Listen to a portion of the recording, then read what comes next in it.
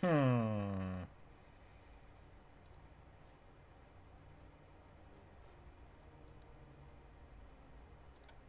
Hmm. Hmm. Hmm.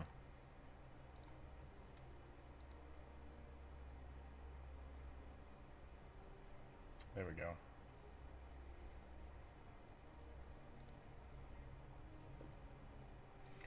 It is not March 27th. It is March 29th. This is episode 398. The picture is the same. Let's see if we can change the picture. What did we draw last week that was really cool? What was a fun one last week? On Tuesday, I guess. We'll do the grapple monk. He's pretty weird. There we go. I need to add these to the proper playlist. I don't know what's going on with YouTube, but I can't access the stream data, so I'm having to do it like a roundabout way. So we'll do that. So everybody probably just got a notification that I'm streaming on Wednesday. So sorry about that. Not a lot I can do about that, but we're back anyhow. We've got new music today. We've got music from the Heartbound soundtrack because Thor is awesome. And I need to update the details on that. Let me change that real quick.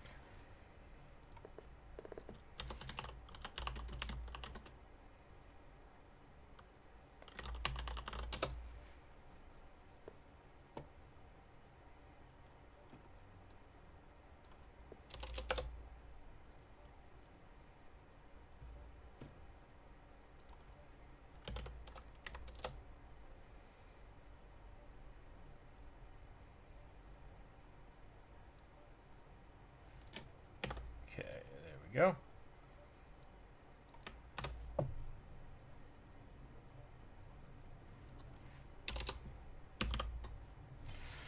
All right, we're good to go. Welcome in, everybody. I hope it's actually working. I don't know what's going on with the bird here. Oh, it's gonna be one of those days, isn't it? I can feel it. I can feel it being one of those days. This is gonna be great.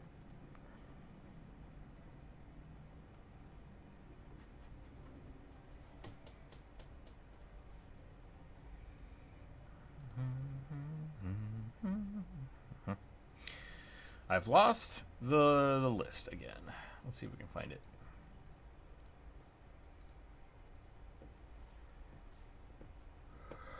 There we go.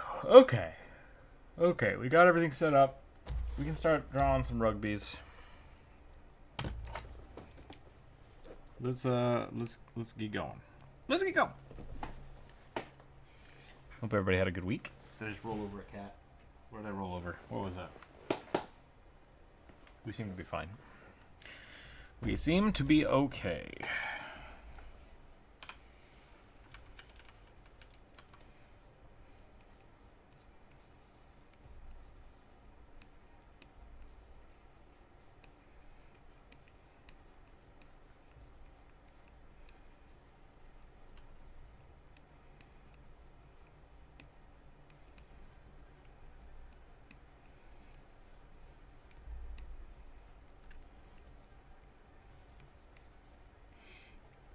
Music is intense, but it is what it is.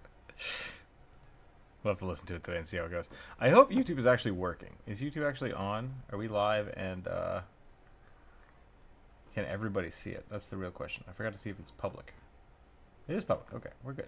So this should be working, unless YouTube is just taking a wild poop, because that is possible that is happening. So,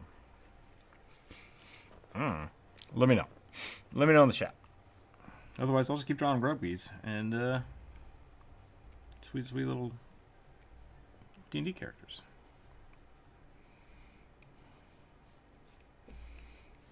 Oh my god, what is this? What is happening? I've made like picture box rugby today.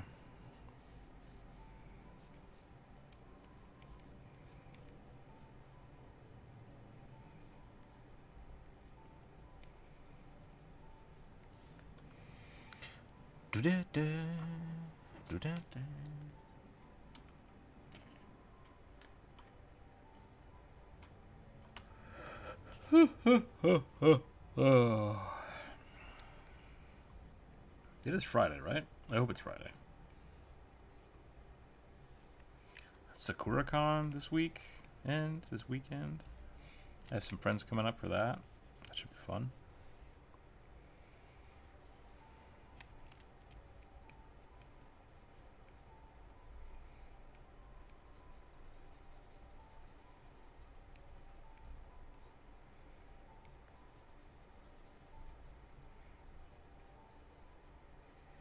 Sorry I'm late, forgot the time. Did I miss too much? No, YouTube is taking a weird poop today, so I don't think you missed anything. I kind of got a late start.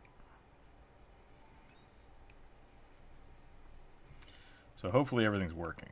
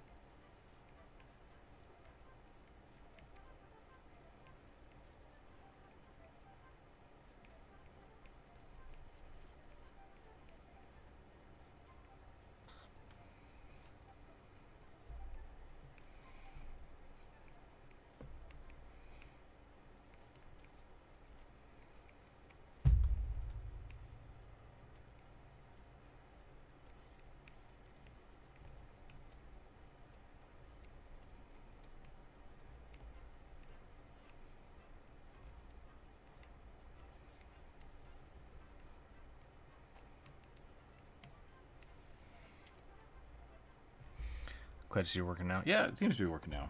Hopefully it'll stay that way.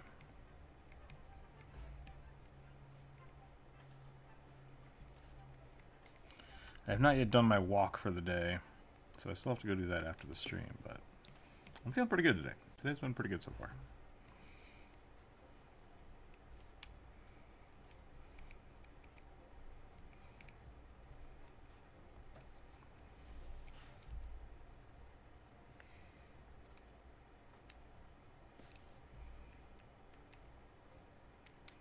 How's your week going so far?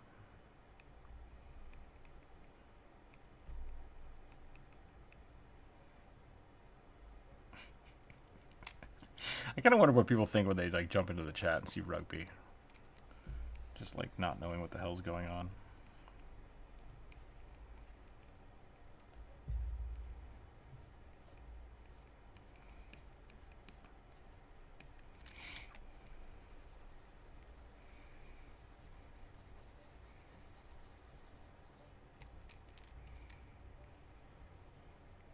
One of these days, I kind of want to just do like a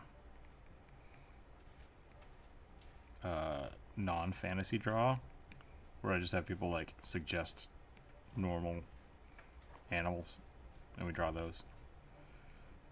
Just draw like 1,000 turtles. Ramp.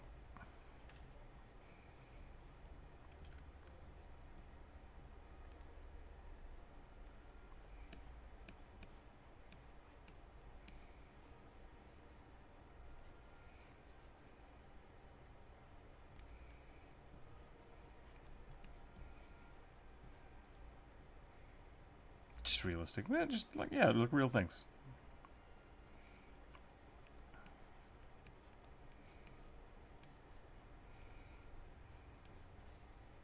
I do want to start doing some more like animal paintings. That might be something I just do in my off time.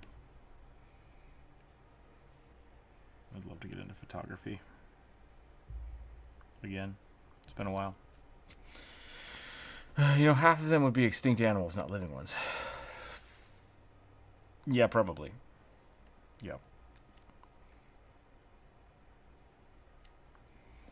If I've learned anything about the community here, it's that they will find the most obscure and pain in the butt things for me to draw if I am not specific enough.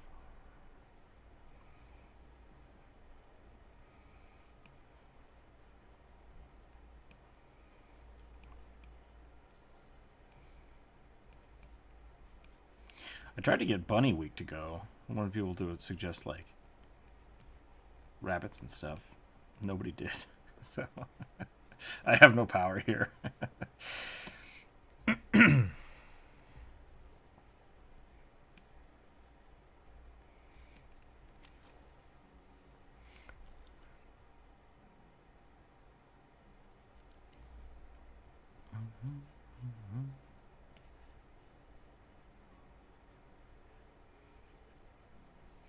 I think it's inherently the nature of chat, because there's just so many people to want to harass the host a little bit.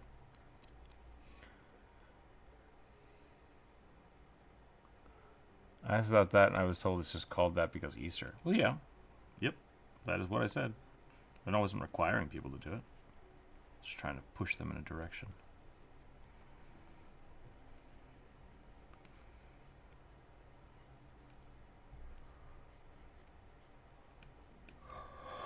Like I said, gotta be specific. Otherwise, chat do what chat gonna do. It's just the way of things.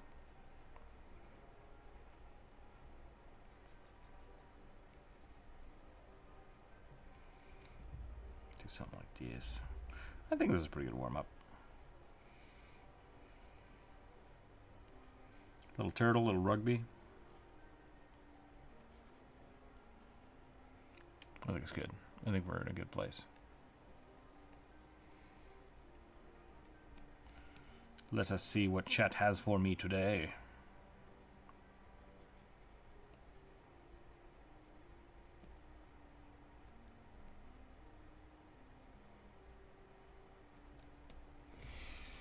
Well, let us see.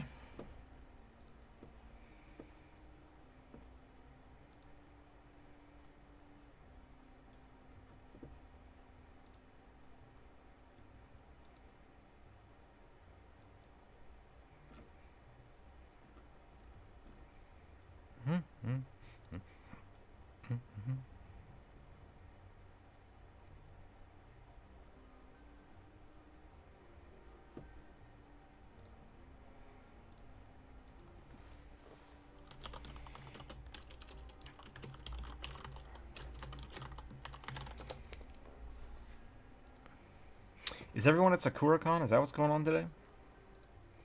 It's surprisingly quiet. Let's just start drawing stuff. Where's my dice? Where's my dice? 3 for the first one. Little goat boy who runs with the wind and strikes with the storm. I like it. I like it. That's very vague. So we're gonna do like I don't know, what do you think? Like a thunder satyr? Maybe like a thunder genasi satyr? That sounds kind of cool. That sounds pretty dope. Never really heard of that concept. I can't say so. It's like I believe it's an anime convention, like about comic books and stuff. And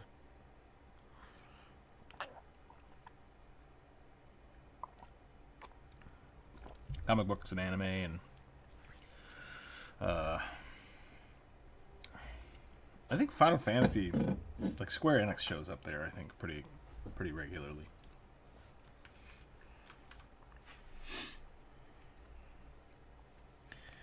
Da, da, da.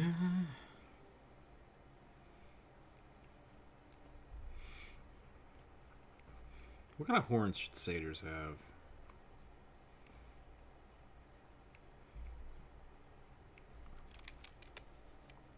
The thunder satyr.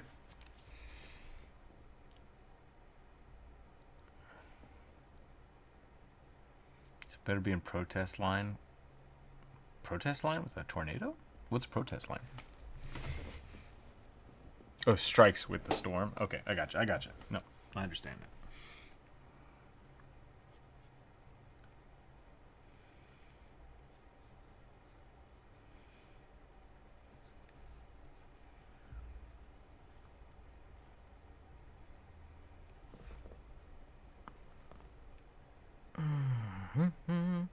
I need to work on my posture today. I think I need to get my tablet, like, raised about 3 inches. Maybe I should go make some boxes. I could make some boxes today and just set shit on them. That'd be great. Goat, you are on strike. Blah.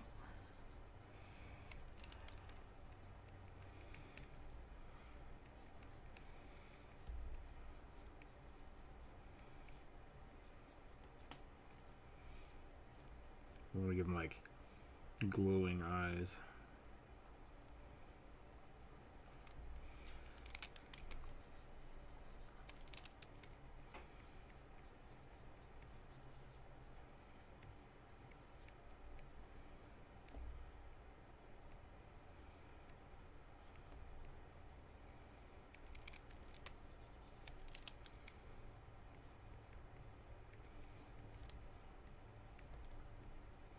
This one might take a few passes.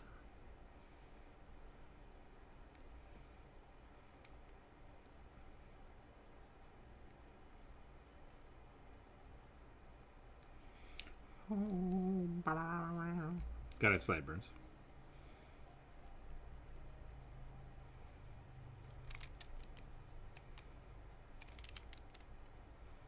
Might need references. Might need good references here.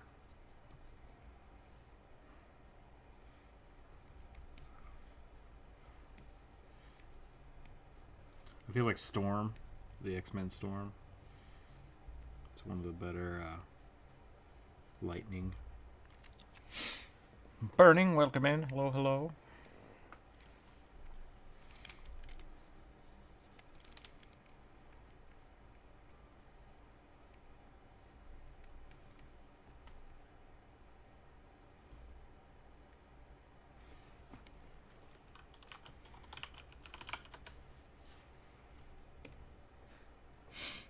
Oh man, there's some weird ones. I always forget about the giant, like, constant erect penis on satyrs. It's just... it's a thing. Go watch my satyr video if you haven't watched my satyr video.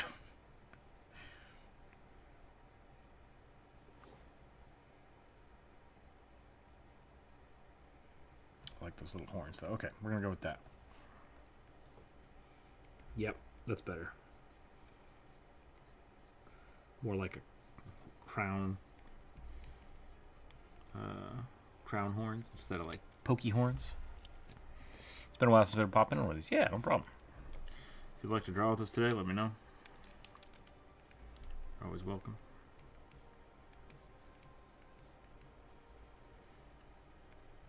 How's life? How's the week? Does everybody have fun plans for the weekend?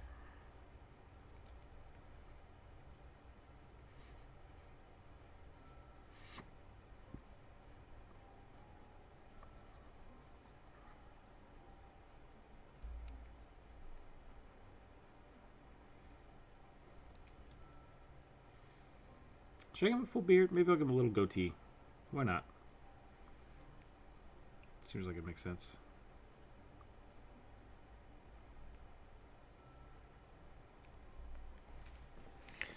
Continue slowly unpacking and build furniture. Nice.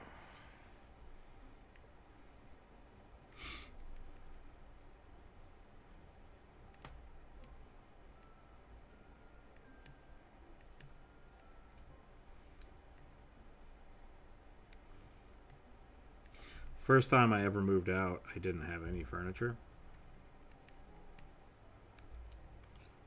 I had like a griddle and a refrigerator. That's all I owned. Like a tiny mini fridge.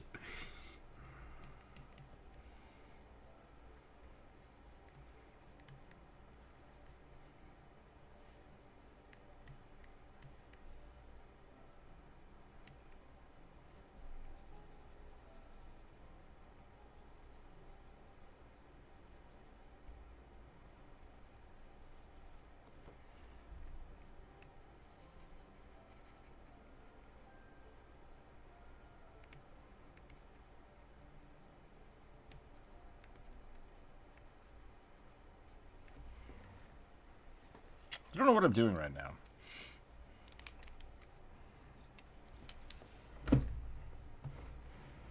So I move that.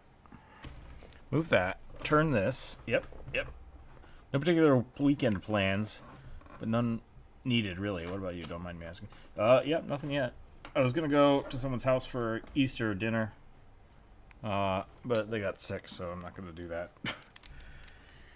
And then SakuraCon. People coming into town for SakuraCon, so we'll see how that goes.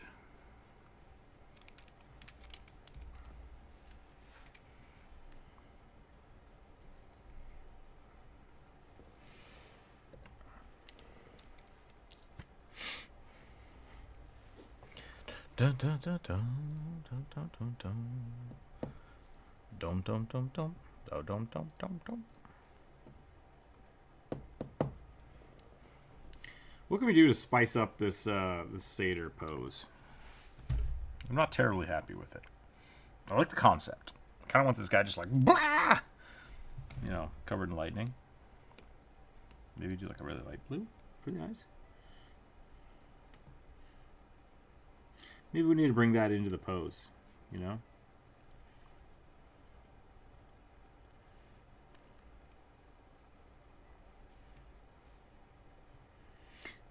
So my friend's coming into town from Idaho, and he's going to stop at a restaurant that I don't get to go to because it's 10 hours away. And I'm excited for that. A place I haven't eaten in a long time.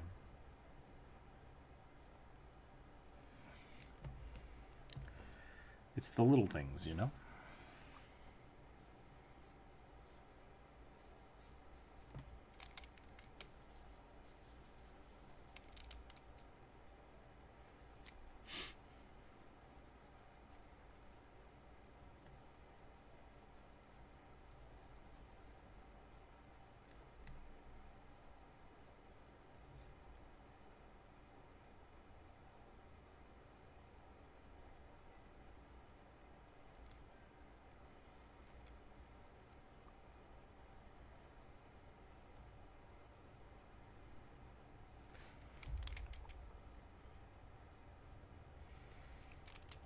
Dual-wielding lightning bolts. Maybe. I don't know how I would do that as like a D&D character. Guess you could have like, what, javelins of lightning or something? Free cast of lightning bolt once per day.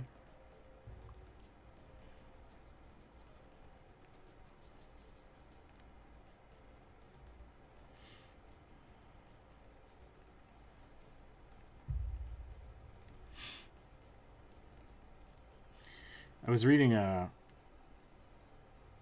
gonna say not spicy, but like kind of a hot take about people complaining again about the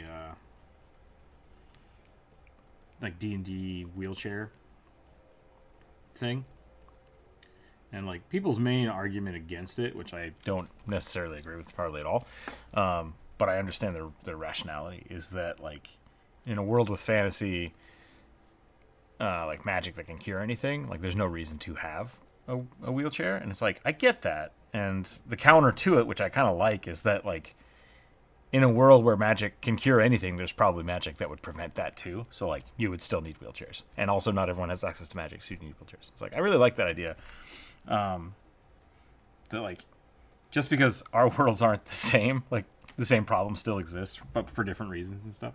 And so I was thinking about that the other day, of like obesity being like one of the leading causes of death in the U.S., but that's not really the case. It's just being obese is a sign of a lot of different things, usually like heart disease and stuff. So it's like, in a fantasy world, if you were obese and someone cast remove disease on you, do you get like ripped, or do you stay really fat but are very healthy? Like, does it fix your cholesterol levels, or your like, if you have like diabetes or something, does it fix that but you still retain all the body fat? Like, is the body fat the unhealthy thing? I don't know. I don't think so. So I think you could be like really portly, like obesely portly, and still be a like perfectly fine adventurer. I think that would be really interesting. Pushing the bounds of what remove disease actually does, I think could be a fun experiment for a campaign. we've even gone as far as like have people talk about like would remove disease or cure poison, would it remove tattoos? Like would it heal a tattoo from your body?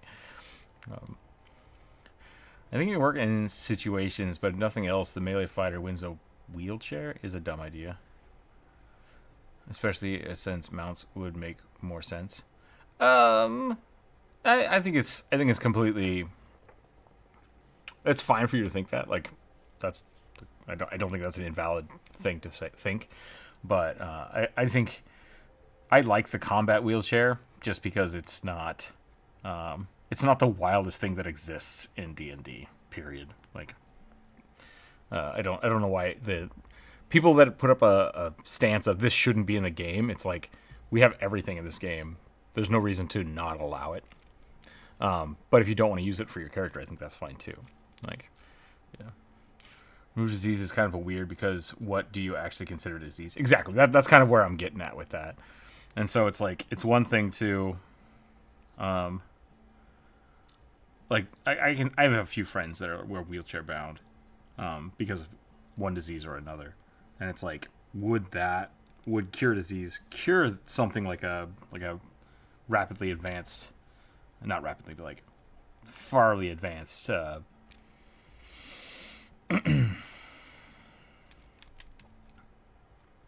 can't think of the word now. What's the word I'm thinking of? Autoimmune disease.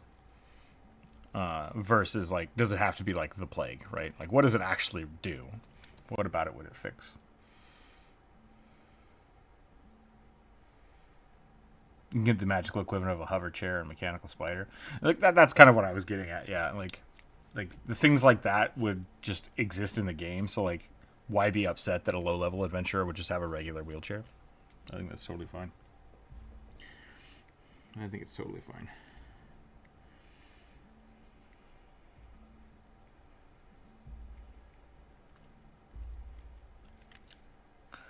Would remove disease remove the effects or just the preventing from getting worse? Like, does it remove chronic diseases or would it fix physical damage that years have been prior? Exactly, because, like, remove disease wouldn't cure, like, burn damage, right? Is the disease causing the thing? That's what I was saying, like, obesity I think is a good example, because, like, is the disease obesity or is it just something else happening in response to that? And that's why, like, I think remove disease might just be like medication. Like, you know what I'm saying? It's just like you go to a pharmacy and someone casts remove disease on you for like a month and then you got to go back and take it again.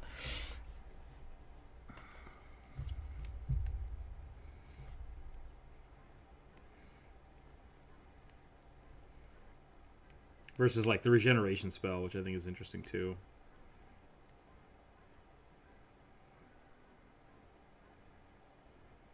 But for all the haters, what they were getting at with the thing I was reading is this, like, the combination of, like, evil curses that exist in the world, weird diseases, and, like, just you fighting acid bugs. Like, there's no reason that your heroes aren't going to have some kind of, like, battle damage and scarage. So I think there's a big chance for all kinds of things like prosthetics and wheelchairs and combat medicine things. Especially in 5e where magic is not, super prevalent anymore. And I think that leads to a world where technology does start advancing again. Because one of my big arguments with a lot of fantasy genres is that, like, technology doesn't really advance because it doesn't need to. Like, magic replaces a lot of those things. You don't need to invent superconductors when you can just have a will-o'-the-wisp infuse your whatever the hell the Pokedex is. I can't remember what it's called. The Pokemon. The Pokemon that it resides in everybody's Pokedex in the new Pokemon games. That's the best way to say it. You can essentially do that with magic. Just, like, enchant something to have an intelligence.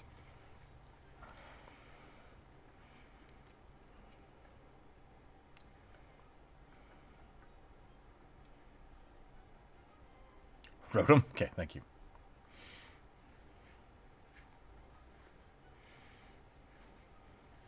Yeah, Wheelchairs have been around for a long time. Like, so I'm okay with it.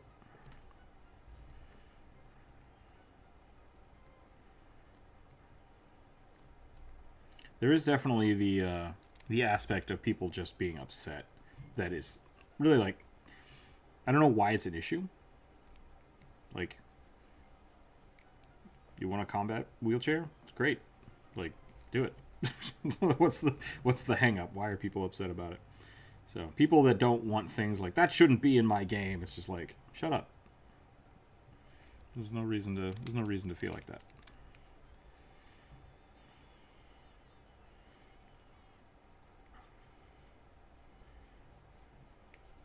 Not putting something in the game is, I think, unnecessary. Because you don't have to put it in your game, you know?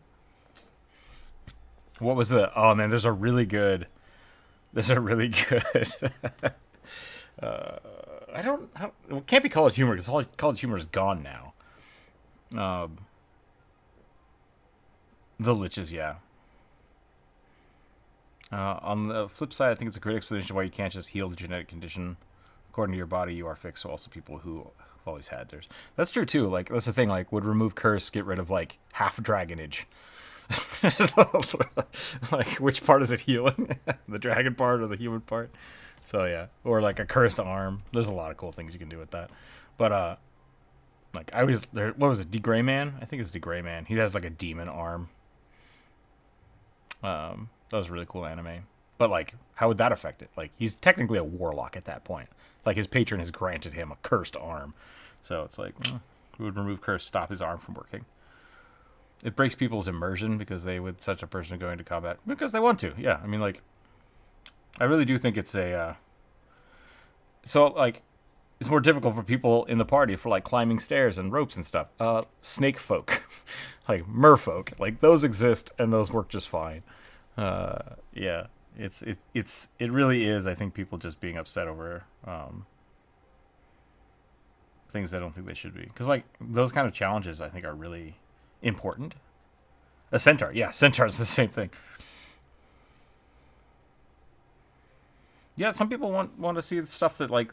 I mean, it's the same thing with, like, people wanting guns in games. Some people are like, oh, guns break my immersion. It's like, why? They've been around forever. And there's no reason for it not to be in the game.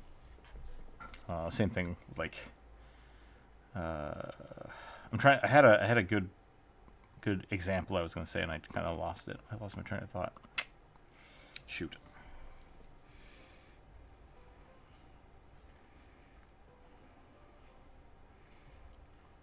I'll keep thinking about it. Oh yeah. There was a really funny sketch that somebody did about gay marriage, and they were like, well, the government's just going to go ahead and make everybody get gay married, so we went ahead and got married beforehand before they forced us to do it. And it was just it's just these two guys, and they're like, it's funny. It's really funny. Like, that's the mindset that I feel like is hitting all the time. People feeling like, because this is now in D&D, that, like, you're forcing me to put it in my game. And it's like, the DM still has total discretion. If you think it's going to be too difficult, just tell your players that, like, I don't want to have to build around that. And that's your jam. Like, that's the whole thing with people having flying, like, people that want to play a centaur. Yeah. Centaur and ladder, what do? Exactly. So I think it's good to have those conversations from time to time, and really check in with the people that are having issues with it, because usually I think there's something else going on. That they might just need to kind of come up and deal with their own stuff.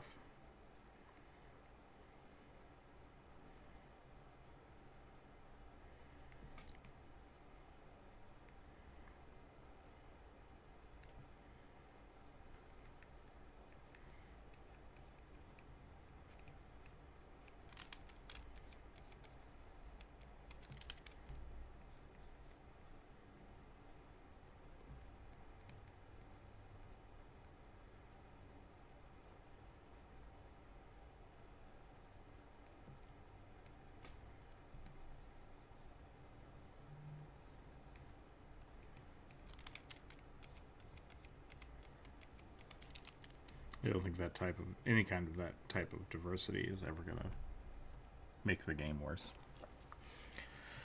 DM can say that everyone has to play a goblin. That's true. That's true. What if everybody has to play goblins and then no one can reach the top shelf? Like, you know, it is what it is.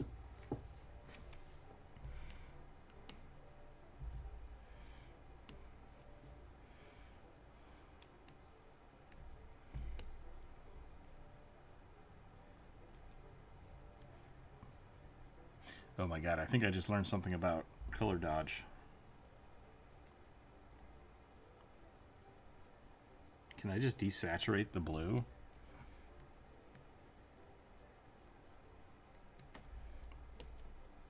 Holy shit.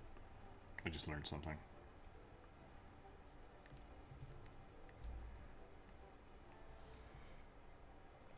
Color theory. Goblin stack. There you go. See, you can find a way around everything, so don't worry about it. Don't worry about it.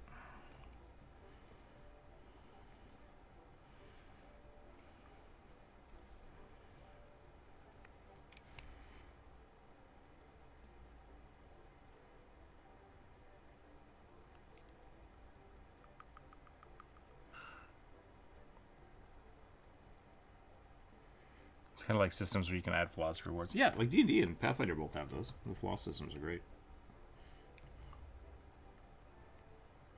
I like to have my players... Usually what I'll do is I'll go beyond the game scope and just tell them, like, you know, if you want something special or weird, like a free feat, or you want to be able to do something cool with your character, just like, we'll figure out what the trade-off is to keep it balanced. And I think that works pretty well.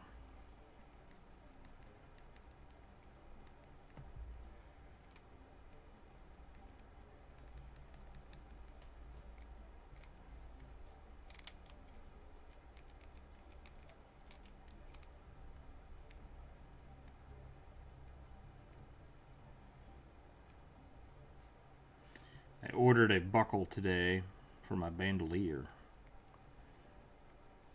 I'm almost done with it. I'm really excited. I really like doing like handcrafts, like leatherworking, woodworking. Really fun. Really fun. It's nice to start with base materials and then after a week or two have something like tangible in your hand. It's really nice.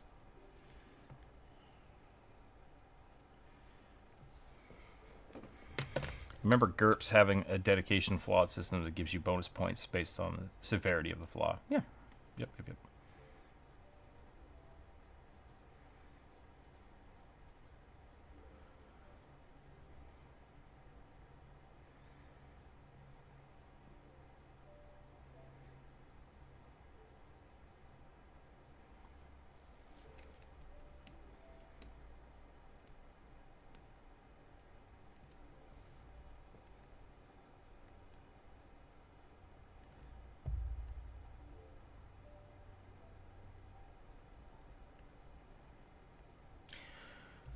Yeah, Dragon Turtle, like, that's a fine thing to think. Like, there's always going to be better versions of everything, but if you don't have that initial push of the thought process of what if a D&D character might need a wheelchair, like, you wouldn't have to think about that stuff. So that's why I'm saying I think it's generally better to have that kind of stuff. Like, let it be an option. Why are people upset, you know? Which maybe it's not. Maybe there's not that much upset over it, and it's just like, maybe the internet just thinks there's an upset about it. I bet there are people that are upset about it, but that does tend to happen too. Because I read an article where people are mad about it, but really nobody's really mad about it. The article writer just wants people to think people are mad about it. Culture war!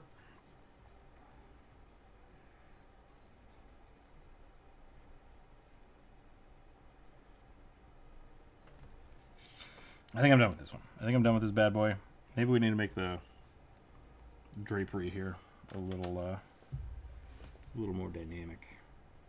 Give it some like cloth texture or something.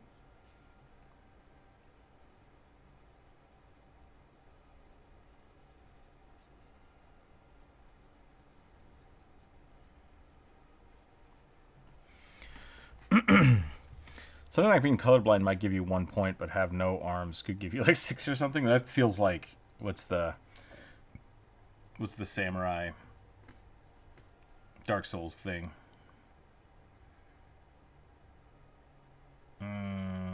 Shoot. There was a game that let you do something like that where you could start the game with no limbs. And someone tried to beat the game without limbs.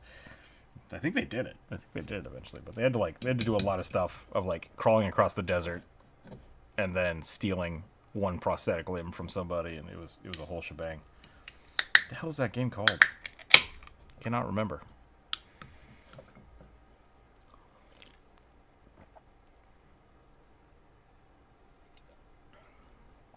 Oh well. Let's roll some dice. Let's get the next one going. 11. The Trickery, Domain, Cleric, Arcane Trickster, Rogue, Changeling, in Xanthar's guise disguised as a human. Well, I'm gonna draw a human. Or should I draw a Changeling? Maybe I should draw it as the full Changeling. That could be pretty cool. I'm gonna draw it as the Changeling because I think that's better. Rise of Ronin? Maybe? That doesn't sound right. That doesn't sound right.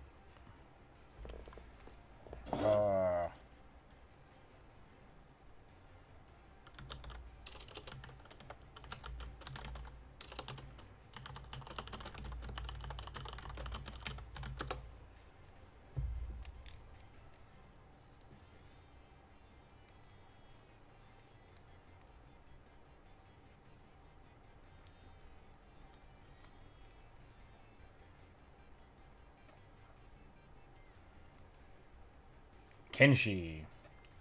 Kenshi is what it was called.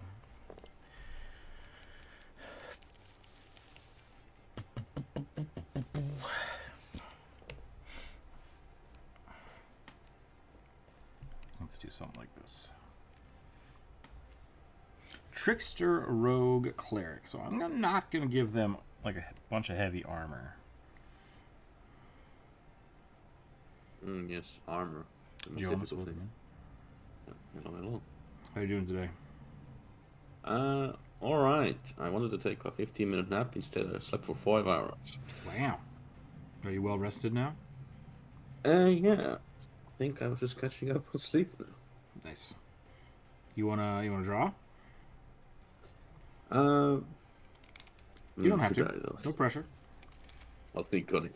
Sure. If you would like to, let me know. I'll send you a link. I'll try to remember. Yeah.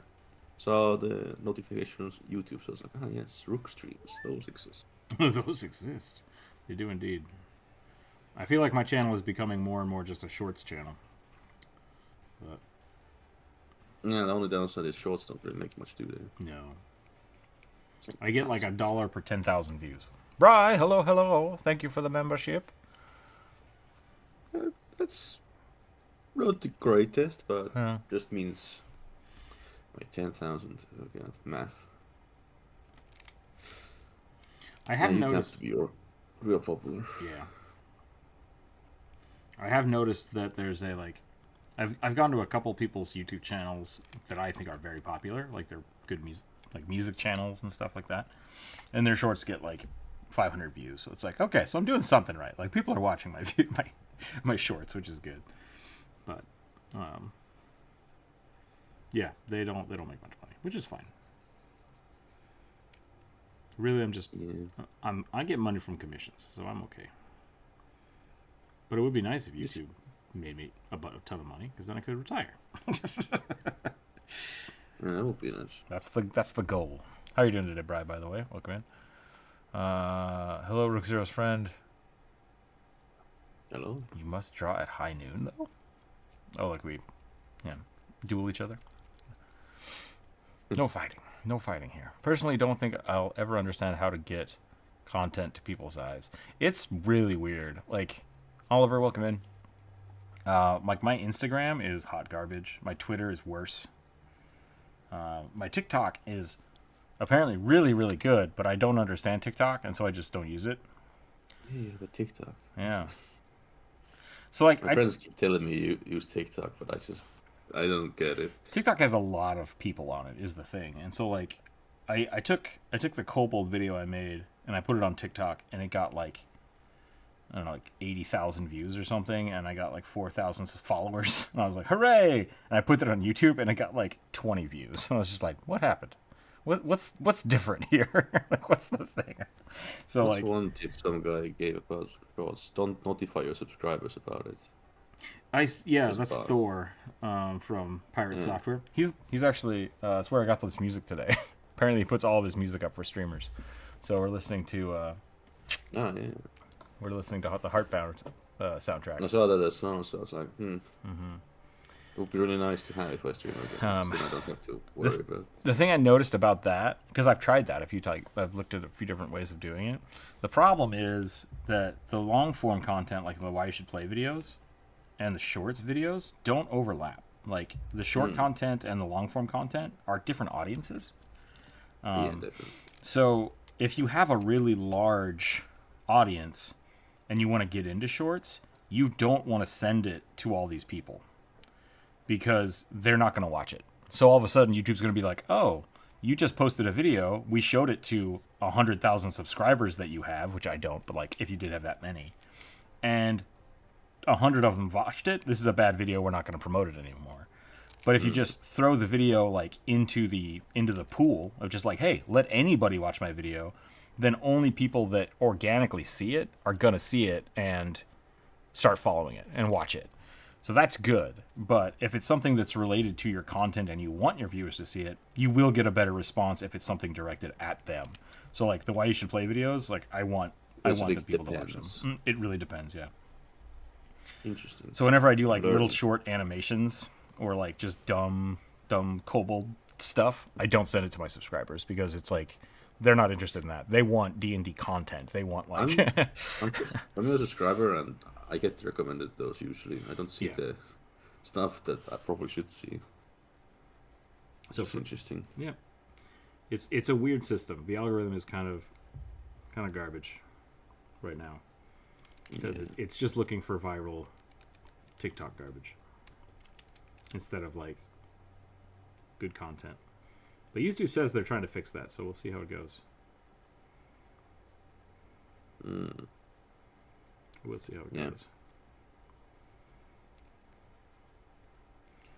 This was Content Creation Talk with Rook. That was interesting for me, at least. It's good. The YouTube content algorithm for creators is messed up. Also blatantly favors large creators and so more corporate creators. Yeah, and so the thing about having the large creators is really what the algorithm is looking for right now is we're going to show this to 1,000 people, and we want at least 300 people. This is just, I'm making this stuff up, but it's a 30% interaction rate. We want 300 people to click on that thumbnail and watch it. And so if you have, 1 million subscribers and you push that send button and 1 million people automatically see it, that's going to be way better than you having to organically wait, because it's all based on interaction. So if you want to get my videos to like pop, you want to help out the channel, commenting on them and like giving the thumbs up is the biggest thing you can do. Like you see my thumbnail, click on it, thumb up. This is great. This video is great. That's it. Even watch it. Yep. Like some of the best videos I've had like go are because somebody didn't like it. They'll jump on the comment and be like, "This is stupid," and then 5 people will be like, "No, it's not," and the video just explodes because it just has that really quick interaction of like, "Oh, people are talking about this video." So any interaction is good interaction. Yeah.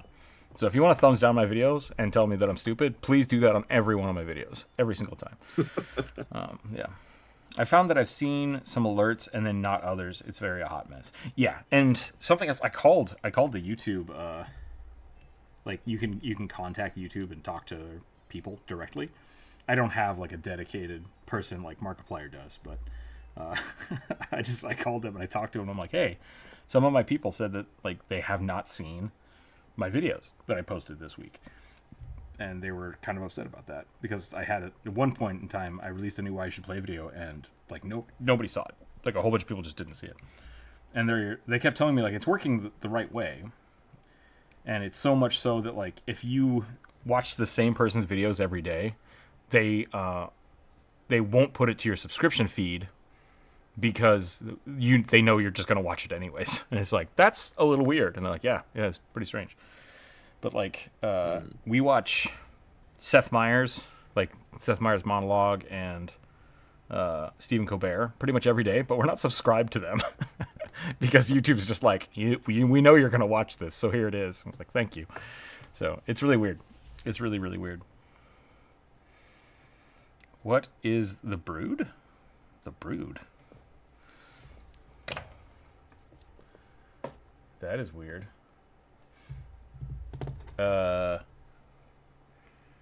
Atomic? I have no idea. John, welcome in. I don't know why that says that. I think your YouTube is broken. I have it labeled as viewer suggestion March 29th. Unless that's the music that's playing. Could be. Actually. Maybe that was the music. Does it tell what music it's playing?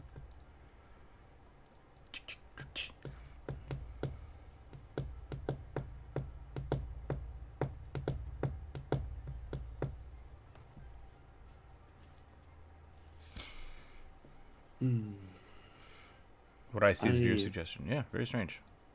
Yeah. I've been drinking a lot of mead recently. Nice. How are you liking that? Are you making it yourself or are you buying it? I'm buying it. I've thought about making it myself so hard, but I'm like, It's not tough. It's just time consuming. I mean, like, and a lot of that time is just letting it sit. Writing. Yeah. Letting it sit like a month or two. But... Yeah. Delcar and I made some last year before. It was like an afternoon. It's just an afternoon project we did. Yeah. In the spring, winter stores like get a lot of meat for sale. So that's nice. The one I always buy is like the more traditional one. Doesn't taste amazing, but I still like it. I don't know why. One of my friends got me a free day pass to the gym yesterday, and my arms are aching so bad I can't lift anything. That's cool. I used to go with my friend, and we would go until we couldn't lift our arms up. And then we'd like go out to the car, and then like can't reach the seatbelt because you just can't lift your arms up. That was really funny. Trying to do that, or if you do leg day and you like fall down the stairs. Yeah, gyms with multiple floors are dangerous. For me, it was always back days, man. There's one thing worse than being talked about, and it's not being talked about. Oscar Wilde, I think. Maybe paraphrase that. Okay. I think it's music you're saying. I don't think. The Submariner. Let's look. Is that what's playing right now?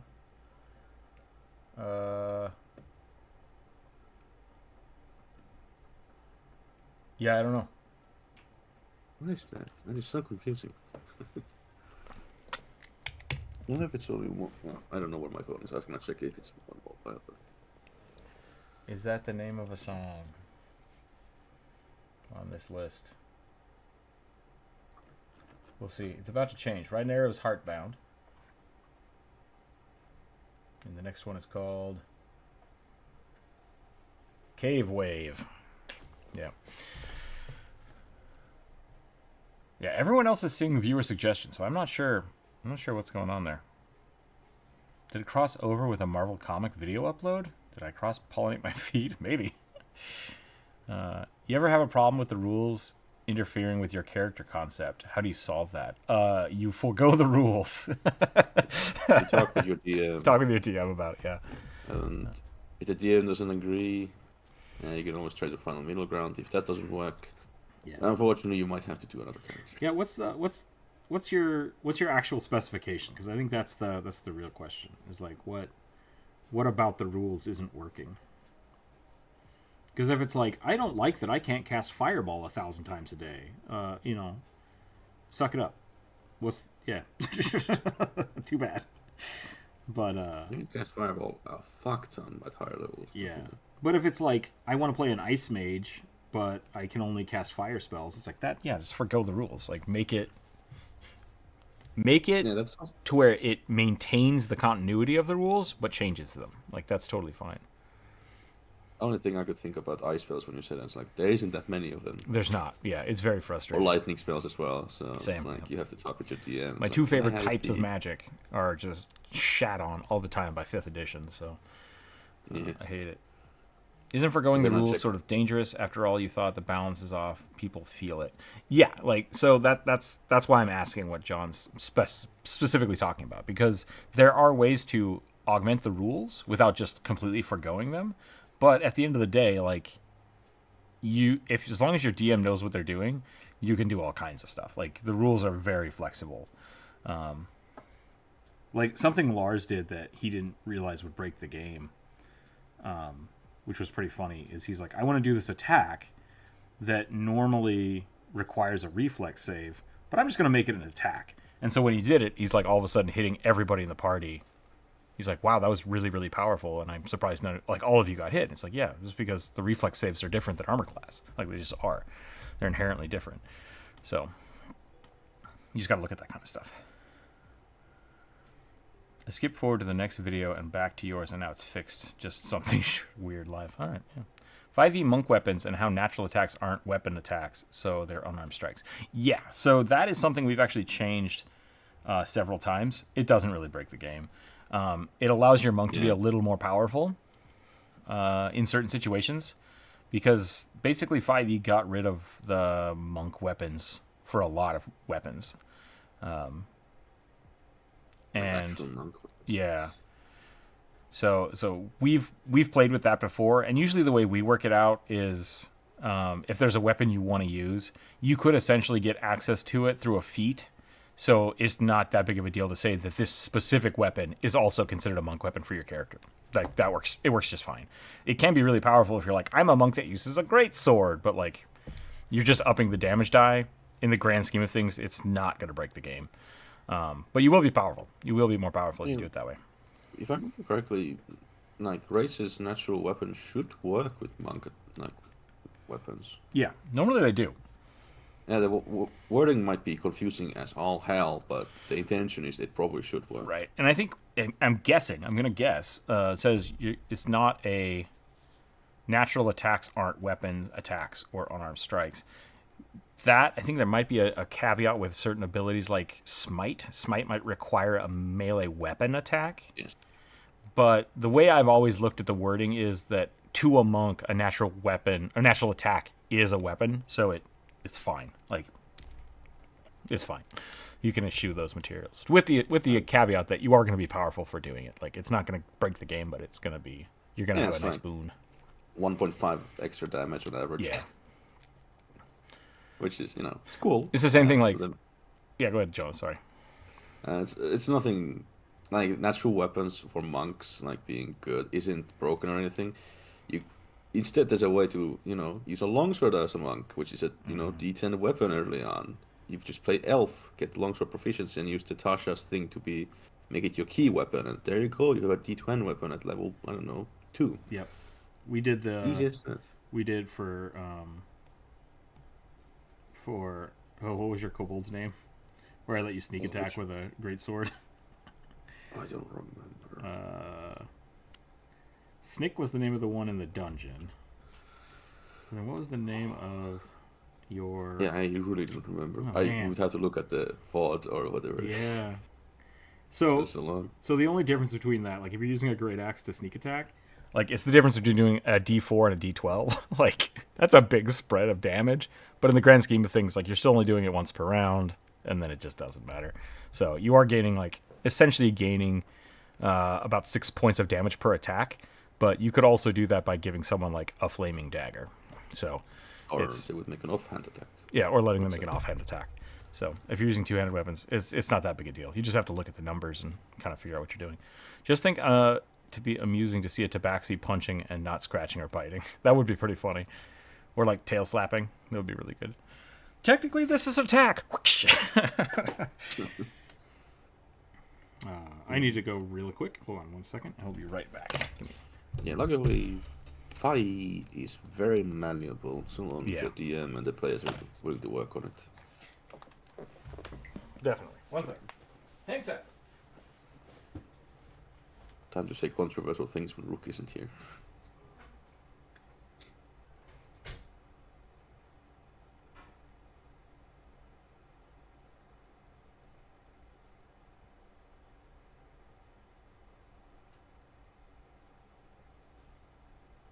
Let's see what the chat says.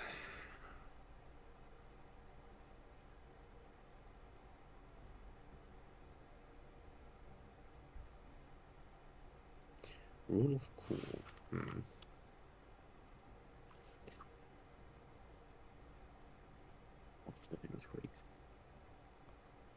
Yeah, he's left you guys with me. How horrific.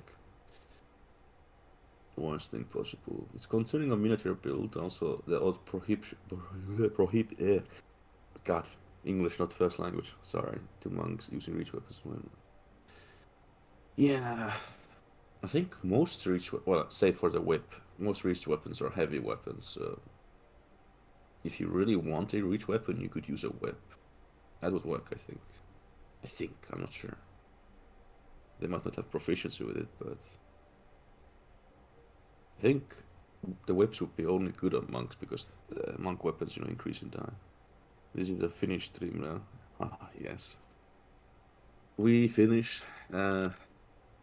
People subtly conquer things. People just leave, and we're like, I guess it's ours now.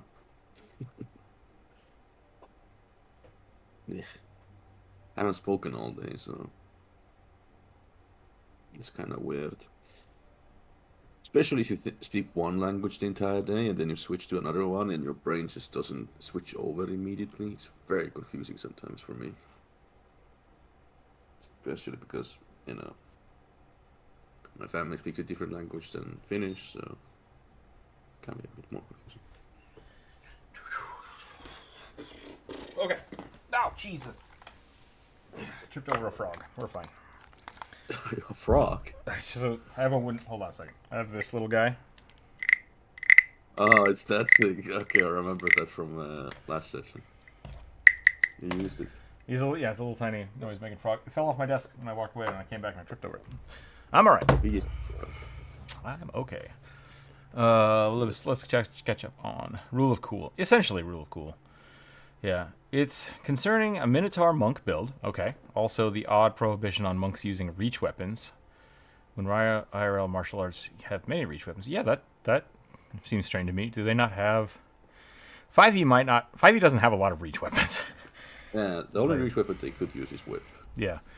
The way I see it, as long as they aren't options that are the meta way to do things, and you are stupid if you do or don't do that, then I say it's balanced enough. Don't need a computer to balance it.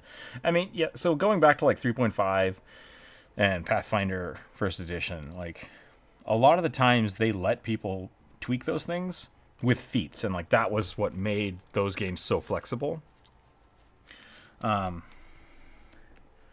so like with the Minotaur, yeah, I don't see that being a problem. Like I could see the downside being like, let's say you give them what's the rope dart? Is that what it's called? Like the dagger on the end of the chain? That's a monk weapon in Pathfinder. That has reach and grapple, I think. Monks can start doing things like stunning strike from reach, which can be very powerful, but who cares? That's that's the thing. It's something your DM's... It's more complicated for your DM is the problem. And that's really what 5e is trying to do, is make everything as simple as possible. So... Yeah. 5e is also the game of how much bullshit is your DM willing to go up with? Mm-hmm. Yeah. And if they're willing to do with a lot of stuff, like me, who likes to shower my players with magic items because I'm like, okay, they fought the span of 50 orcs. Mm-hmm. I'm bored. How about we make them fight something worse? But they're too weak now, and I'm not gonna level them up. Well, let's shower them in items. Yeah, Kevin's slowly learning that, I think, with our games. Is that like he's trying to make it really, really... He wants it to be rough on us. Like it's a apocalyptic game. Like the world is basically ended, not post-apocalyptic. Like apocalypse is happening, and so we're kind of like dealing with the fallout as that happens. But because of that, like we're not getting quest rewards. We're not gaining gold. We're just surviving continuously. And as we level up, we're inherently getting weaker because we're not also scaling up our gear. So I think we're kind of running into that. Second edition, Pathfinder Second Edition. Oh, okay. Gear is super important in that situation. So gear is mandatory in second D. we found a pretty cool system in it, like built into the game. It's an optional variant where instead of like having players upgrade their gear like through gold and shops, you just, as rewards, as they level up, you make the gear leveling up part of the leveling system. So it's like, oh, when you reach level 2, this weapon becomes a +1, this one gets a potency rune, and it's like, oh, that's kind of cool. So that's a pretty good one. I used that with my own game to make things simpler. It's just kind of linear scaling, so it's good. 5e hates the concept of weapons with grapple, especially reach weapons, so no entangling whips or man catchers. 5e, to simplify the game, they removed a lot of weapon statuses. So like Lucerne hammers that have sunder, like sunder's not a thing anymore. There are very few weapons that have grapple. There's very few weapons that have disarm. And they did that on purpose. Like they tried to make the game a lot simpler, and so now you can really only do those mechanics like if you're a battle master barbarian. Master. Yeah. Like we'll make it specific so that not everybody has to fiddle with that crap. Yeah, there's of course optional rules in the book you can look out for disarming and such, but right. But for the most part, they intentionally remove those to keep the game simple. Yes. And ironically, 5e isn't the simplest system. It's still pretty complex, but it's complex and simple enough that a lot of people like it, and it's easily homebrewable. Yep. Which is why I keep going back to it. I kind of miss playing DMing 5e. I've been DMing nothing but Pathfinder, so I kind of miss it already. It's just it has a simplicity and like cleanness that I really appreciate. That is really good for people that want to get into a game fast. Like 5e is great for one shots. It just is. It's just like, yeah, whatever, fuck it. Now a dragon shows up. It's like, woo, here we go. It's especially great if you want to do heroic stuff. Yeah. Sure, you can make it into a survival game, but that requires a lot of effort as well. There's just so many things, and a lot of people bring up Goodberry as like, the best way to counteract like the lack of food in survival situations. There's a better thing that doesn't even require much. The Outlander background. Oh yeah, you just find food wherever. Yeah, you don't need to make a check. You can always find food enough to feed a certain amount of people, or water. It just gives you a background feature that's really useful. Did that come out in Tosh's? Let me actually check. I pick it often because I always play barbarians, or well, not the class barbarian, but like a person who's a barbarian. Gotcha. This background is from the Player's Handbook. All right. Well, there you go. What if issue food? Let's do it. Yeah, I'll actually paste what it does in the Discord. Also, you have, you don't get lost as easily, so you don't. I never bring it up to the DM because I know it would be kind of douchey to just say, "Hey, I have this feature I get at level 1." That's essentially ignores like some survival checks. So. I've been struggling with Kevin because I've been trying to use my investigator. And I'm like, I have psychometric resonance. I can see things about items. And he's just like, yeah, no, I'm not doing that. I'm like, come on. like, give me something. Give me anything. He's like, no, I don't want to just give stuff away. I'm like, ah. You let me touch the item. I think I should know stuff. There's such a thing as oversimplification. Yeah, and I think that's the biggest complaint I have with 5e. Outlander is one of my favorite backgrounds for the rule characters who aren't rangers or druids. It essentially turns you into a ranger, which is kind of fun. Yeah, a lot of it's like traits which you pick up in there just give you a very tribal feeling. I do think it'd be funny that, like, I miss old rogues. What's it called? Shoot. I mean, it's not that old. It's a 5e thing, but like the resourcefulness or whatever the hell it's called. Reliability. Reliable talent. Yeah, reliable talent. Because like I like the bards get the same thing, but like bards can essentially, I can roll anything, and rogues are like, I can roll a little less, but I always at least roll a 10. It's just like, why even roll? Just have a feat that's like, I always roll max on a survival check, right? Like that would be a fun skill feat. Like instead of making it across the board, just have it be like hyper specialization for one thing. It's like you can no longer fail ride checks. It's like yes. Just like, Yeah, that's kind of like because 5e feats are pretty powerful. It could kind of make sense if you really want to specialize in that. But yeah, I don't know. I don't really make feats actually, so I'm more of a magic item and a monster maker. Same, yeah. I don't make custom feats very often, but I love giving other players like other class feats. I think that's my fun thing. What's the feat? Oh, one feat I did change kind of was the Mage Slayer feat because no one's ever taken it. No one's still taken it. I want it. I want it so bad. I want to make a character that just hunts witches. Like not like a sorry. Not like a an actual witch hunter, but just like someone who is designed to counter casters. Like I would love that. Yeah, that would be really fun. Like a fighter that has dispel magic or like shield or counter spell. That would be really cool to me. Yeah, I kind of gave them like a weird counter spell ability. Essentially, they make an attack. The caster has to make a concentration check at disadvantage. If they fail, they don't cast a spell. Very cool. That's cool. Like it's pretty powerful, but I think people would still choose it. Nope, still don't take it. Oh, weird. I try it out. I think people would just prefer the other abilities than raw damage. One of my friends keeps trying to make like a magic eater. Like he wants to pick up magical items and devour them. Not the way that Gale does in Baldur's Gate, but like he wants to absorb them and then use their magic. And I'm like, I like that idea. I like that idea a lot, and I've just never been able to make it work quite right. Well, I wish that the reliable talent was only the skill you had expertise in instead of all your proficiencies. That's kind of my issue with it. Like, I like the idea of reliable talent because it's essentially an old system for taking 10s. Like, that used to be a thing you could do in 3.5 in Pathfinder. It was just like, I want to take a 10, I want to take a 20. And, like, to do that, it's like to take a 10 takes, I think...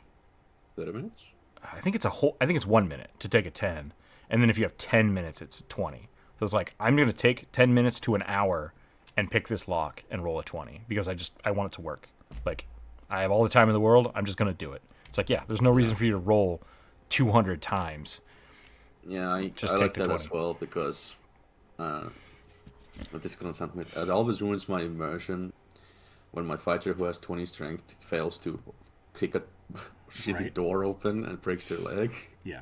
Like, there are definitely... half the time. I do think, like, there are some things when the randomness of failure, it's like, there's no reason this person should fail this. Like, when you're introducing just lol random into the game by a dice roll, it breaks my immersion too, and I hate it. So another thing that does that for me is critical failure tables. But the critical dice, the critical deck, the deck of many things is funny. What is it? It's more like you roll a natural one on attack, and something happens, and maybe you stab yourself and accidentally kill yourself. Yeah. Has happened to me many times. Like, that's why whenever I asked people if they have a critical fumble table in 5e, and if I find out they do, I will not touch a martial character ever. It's funny. Because I rolled so many natural ones, it's horrible. Ooh, jump rope. We were playing the other day, and this undead harpy had like 2 hit points left. And so jump rope's monk gets up there, and she punches it 6 times and doesn't roll above a 4, and we're just like, what just happened? How did this is what? That was like my luck. It should just be dead. It should just be dead. It just dies. But no. Yeah, rolling should basically be if you aren't sure you can succeed or if you don't have time to focus. Yeah, like that's really what I always think is like rolling is stress, right? Like being in combat and rolling is when criticals can happen, which is why I don't like the critical failure and critical success on skill checks. In Baldur's Gate especially, that was awful. Yeah. Yeah, it's not an actual rule in the normal game, but for people to know. They just added it, and in my personal opinion, that's the worst addition they could have done. Sure, you can succeed a 99 DC, but I'm like, Yep. That's still not, You can just save scan. It just promotes save scanning, honestly, for some reason. Sure. At least for me, because I'm such a weird little boy. Oh yeah, no, you're not the only one that does that. It's totally cool. I only started doing it when I started a new playthrough, and I wanted to see what would happen. For example, if you succeeded in like very difficult things, like the tadpole abilities and such. There's a few times where I felt like I should have beat something, and it's just like, nah. I'm like, oh, then don't make me roll. Like, if I can't beat it, don't make me roll. Just I guess the yeah. DC 5 check. You have +10, rolls natural 1, fail. What? Yeah, exactly. It's awful, but that's just my opinion. So natural 20 is a 30. Yeah. And that's isn't a crit on a skill check just +10 to your result? No, it's It depends on what you're playing, but in most situations, a 20 is just an automatic success, is what a lot of people consider it. But with Pathfinder's new system, basically a critical is any time you roll 10 over. So if the DC is 15 and you roll an 18, but that bumps you up to a 25, that's still a crit. And I like that system because it gives a little more of a gradient. But and then if you roll a natural 20, whatever you rolled gets bumped up one stage from if rolling a 20 still only puts you to 25 and the DC was 30, that would be a failure. But because you rolled a natural 20, it bumps it up to a regular success instead of a critical. Yeah, unless the target is so high, you still fail. Which I actually kind of like in Pathfinder, because it means that a peasant can never, ever kill a dragon. Right, yeah. And so that's why it's like, if it's super, super high, it would go from a critical failure, which is 10 below, to a regular failure. It's just like, cool, okay, good. So you don't blow yourself up trying to do this. But you feel like that's the best you could possibly do, was not blow yourself up. And I like that a lot more. That's one thing I like about Pathfinder. Whenever my players also like it when they start fighting like things that were former boss fights, but they're fighting like 20 of them. Yeah. There's one logic for making you roll when you would auto fail or succeed, then the GM is keeping a DC a secret. Yeah, and I think that's okay, but like, I had a big conversation with Kevin the Necromancer about this the other day. It's just like, if my character can't succeed something, like my character's like, I'm gonna jump to the moon, it doesn't matter what you roll, right? Because he's just like, the DC for that is 5,000. There is no way to succeed that. So you could, as a DM, just not allow them to roll and say like, yeah, you try it, great. Because really what the roll is, that point is how well do you attempt it? And if you roll natural 20, yeah, you jump really high. You don't think you could ever jump higher than that, you did not succeed, right? You roll a natural 1, you fall on your ass and it's pretty funny, like, right? So the DM is changing the roll from, are they going to get to the moon, and to how well do they perform this thing they're attempting? Like, the die roll is just the gradient from how well your character should be able to do something. So rolling a natural 20 is the possible best your character can do. And that's going to be different for different characters, because if you have a gnome who's like 2 feet tall and a barbarian that's 8 feet tall, and they both roll a 20, do they both lift the same amount of weight? Do they both have the same potential to do something? No, I would say I just wrote bard instead of barbarian. The barbarian, I still think, would be much more effective at that than the gnome would. So, like, the dice aren't, I don't think, I think for a DM, the dice have to be considered per character. And that's why sometimes I'll shift DCs around, which is the same as, like, giving people passive bonuses for different things, but it's just a different way to look at it. So if someone can't do something, I will generally not let them roll it. If I walk into a room and there's a dragon there and like I'm supposed to die because I wasn't supposed to go in that room, just kill me. Just straight up kill me. Like, don't make me roll for anything. It's like, my choice, the roll should have been on, as you open the door, roll a die to see whether or not you should enter this room. And then if you fail that, you get eaten, right? Like, not dodging the dragon. Yeah, I hate it when I flap my wings to fly. Nat 20 thing, real story, supposedly. I mean, that's what. So fly speeds are supposed to negate the need for rolls. Like, that's the point of a fly speed. unless there's like wind or something, and then that's different. That is different. So I log on. What kind of creature is that? This is a changeling trickster cleric, and I'm trying to think about how to make them look more trickstery. Trickster rogue cleric. I don't know what to do. A hood and a bandana. A hood? Okay. Wait, why a bandana? You know, like a Defiance Brother hood. Defiance Brother, okay. One of these. I think normally 5e natural 20s just don't do anything on skill checks. They're not supposed to, yeah. 5e, you only on weapon attacks. Yep. On attack rolls. Which I think makes a lot more sense, because if you're a rogue, and you're trying to be like disguise yourself as something, and you roll a 20, it's like if that's the best you could do. If that's what you're specialized in, and that's the best you can do, and the DM still thinks you have to get a critical to succeed in that, that's a bad DM. Like, yeah, if it's a rogue doing that, at minimum you have +8 to that. Yeah, it's like you, the DM, just is being a dick, and at that point you should tell the players like, hey, you're really good at disguising yourself. You think this guy's gonna see through your disguise? It's like, oh shit. Like, just forgo the roll and forgo the torture. Like, tell them, just be open about it, and that can be really fun storytelling. Like, I like that kind of stuff. I don't like rolling for the sake of rolling and then punishing a player for it. It feels bad. I always thought it's hilarious that a halfling bard with a 16 charisma and an 8 strength is more intimidating than a Goliath. Yeah, intimidation is weird. Intimidation is weird. I definitely will let people use their strength if it's higher than their charisma for intimidation. But they have to be doing something aggressive. That's my caveat. I like the crit means +10 or similar bonus thing. Yeah, essentially that's the same thing. Yeah. It's the same thing as the Pathfinder thing, where it's just like it bumps it up one stage. But so if that works for you, that's great. But I've never done the 10. I think stuff like that always just depends on the table as well. There's nothing wrong with having things be auto fails and auto successes. Yeah, I don't see the thing. I don't see the difference between that and the way it is now is that if you're rolling a 20, you're already like it's an auto success. The only time that would really matter is if the DC is like 35, right? Like, and at that point you'd have to roll a crit anyways. So it's effectively the same, because you're not gonna crit with a 12 and get +10, right? It's a 20 is always a 30 is the same as just auto success. So yeah.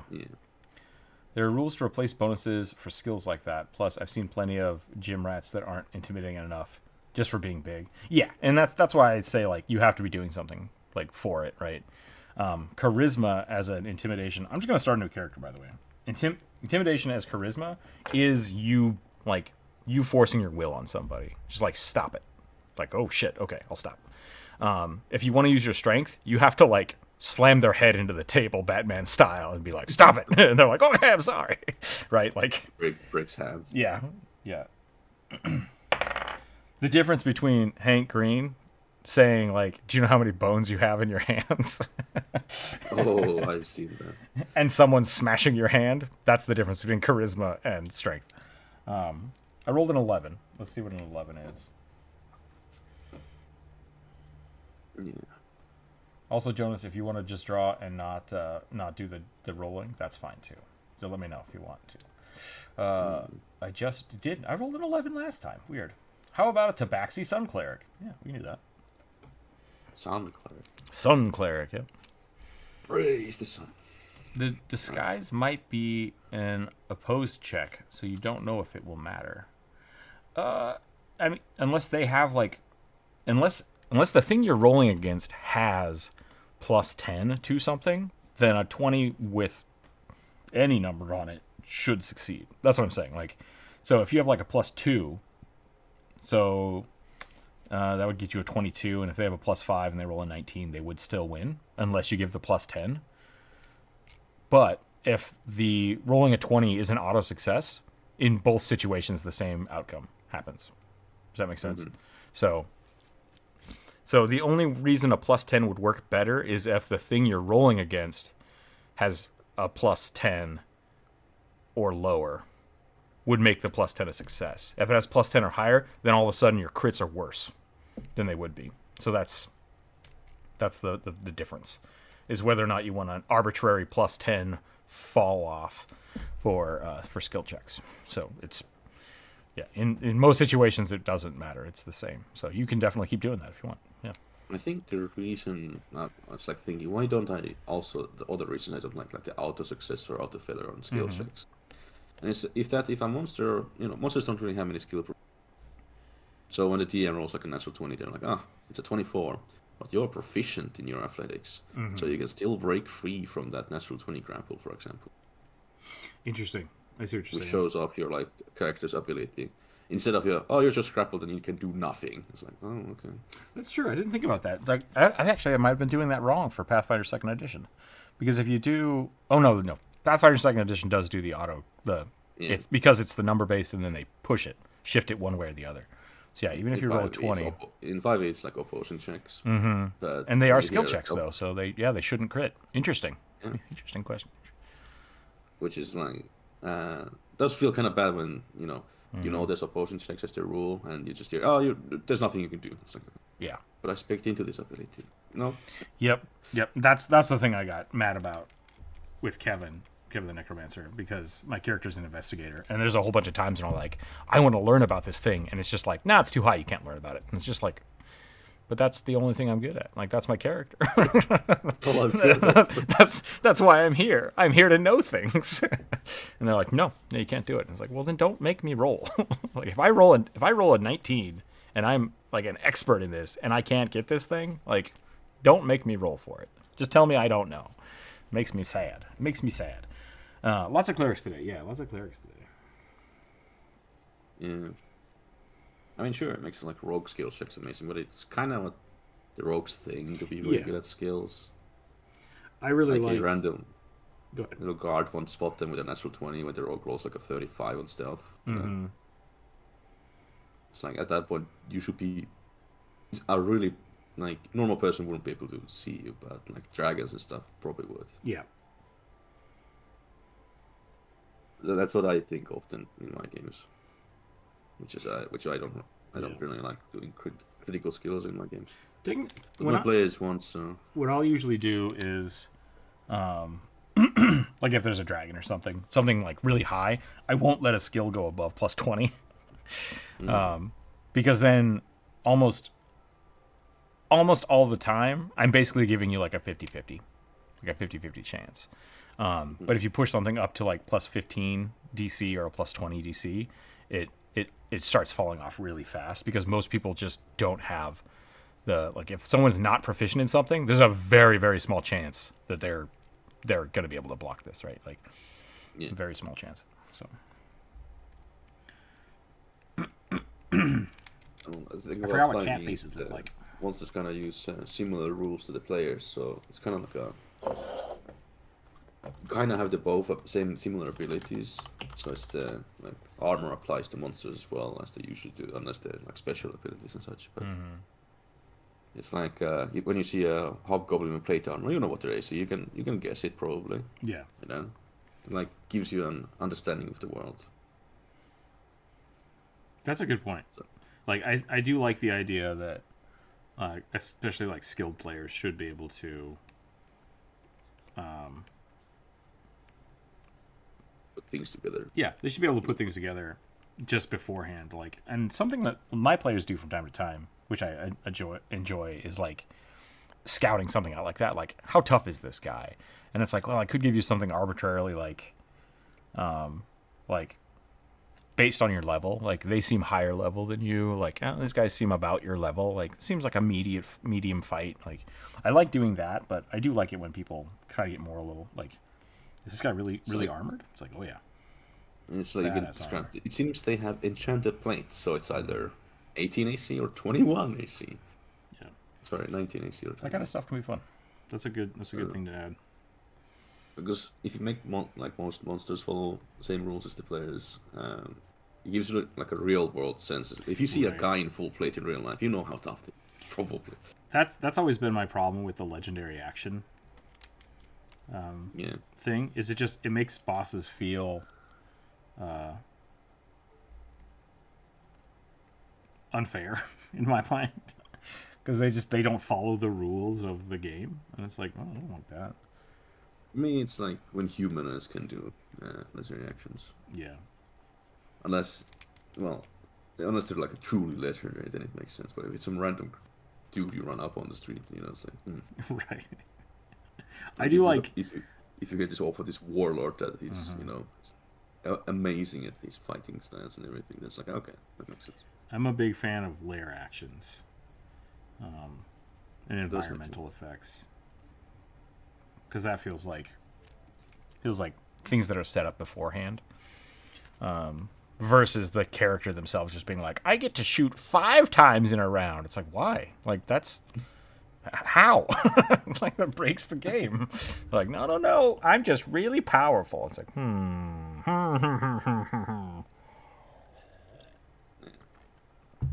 So it just depends on what kind of game you're running, I guess. What's that? It just depends on the kind of game being played. Yeah, sometimes that can be fun. Like, especially if you are doing like, you're kind of letting the players know beforehand. Yeah. I'm trying to, because I mentioned like humanoids legendary actions. There aren't that many humans that have legendary actions, like D&D. Yeah, like there's maybe the warlord. a lich. Yeah, the lich might. Well, they're just undead. No, but I mean, lich. like, there's a handful of lich, like, high level monsters that just have legendary actions that are like humanoids. Yeah. That's all I can think of. There's orc warlord that might have legendary actions. I think there's just the warlord that could be any humanoid, I think. Okay. They get like 2 attacks as their action, and then they can make up to 3 with legendaries. So. Gotcha. So it's like at best 5, It's like, sure, it's a lot, but, They also have, like, I glare at someone and they're afraid, ability, Right. or I give my ally to make an attack. And that's the difference for me, is like, instead of going on other people's turns, which doesn't feel good to the players, I like lair actions or like things that happen at the top of the round. So I'll give them an extra action then when it's something that's like at the top of the round they pull a lever, right? It's just like pull a lever and something happens, or they summon more guys, or they bark out a command.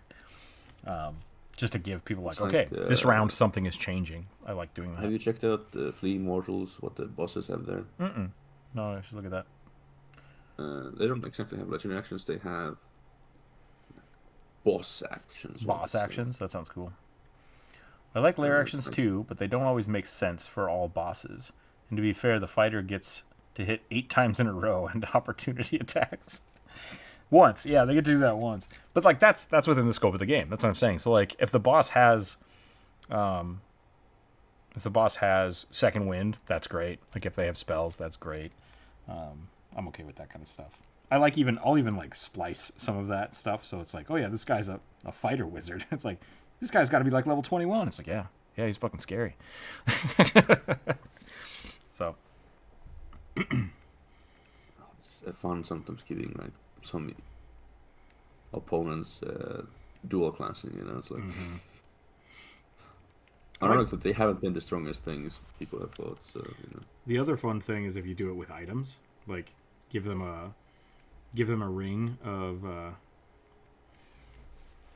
of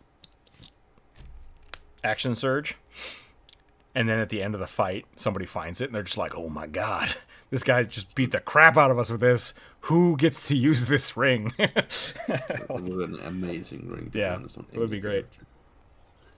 They would just start fighting each other, right? You can do so much with magical items that have class features on them.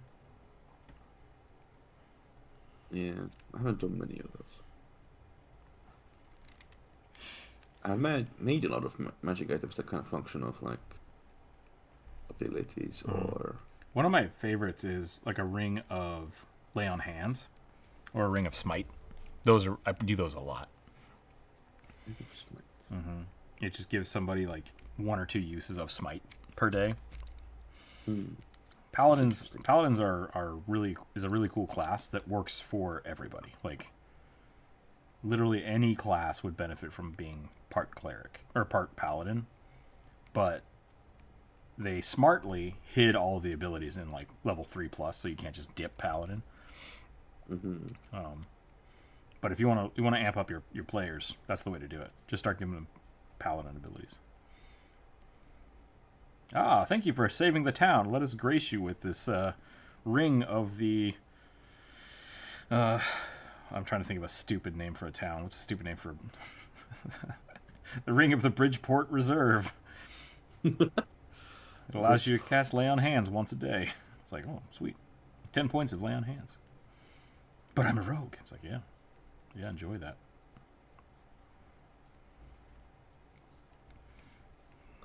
Yeah. What about a ring of ringing? Does it make noise? Maybe.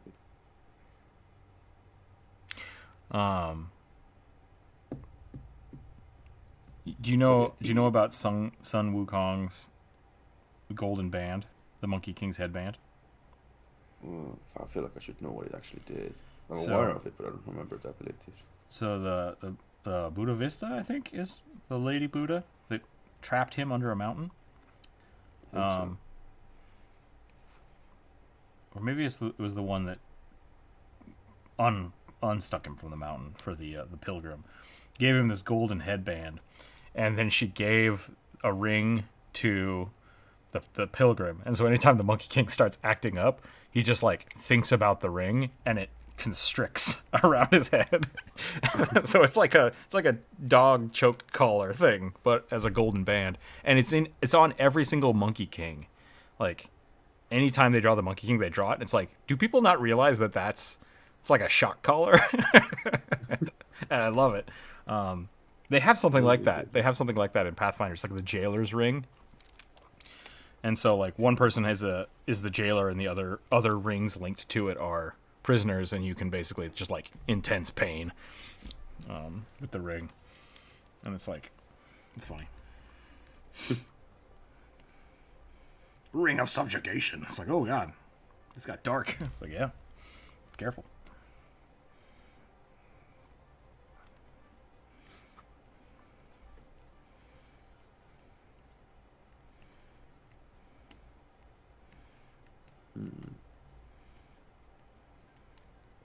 Should we do armor? Should we do armor on a sun monk? Depends what kind of armor. You always go for a simple breastplate. I think so. I think that's the right way to go. Underneath some vestments. Does Inuyasha have the same thing? Ring of Rain causes heavy rain when you wear it. Why would I want that? Sounds like a pyromancer's nervous laughing. What was it? Kevin the Necromancer gave his party a ring of obscuring mist, which just once or twice per day you can cast obscuring mist. They only ever used it like they'd walk into a bar and just like smoke bomb the bar and try to steal the beer. And eventually they did it to the same bartender over and over again, and he just like caught on to them. He's like, ah, no. It's pretty funny. You never know what players are going to do with magic items. Sometimes they just forget Yeah. that they have a very good item in their inventory.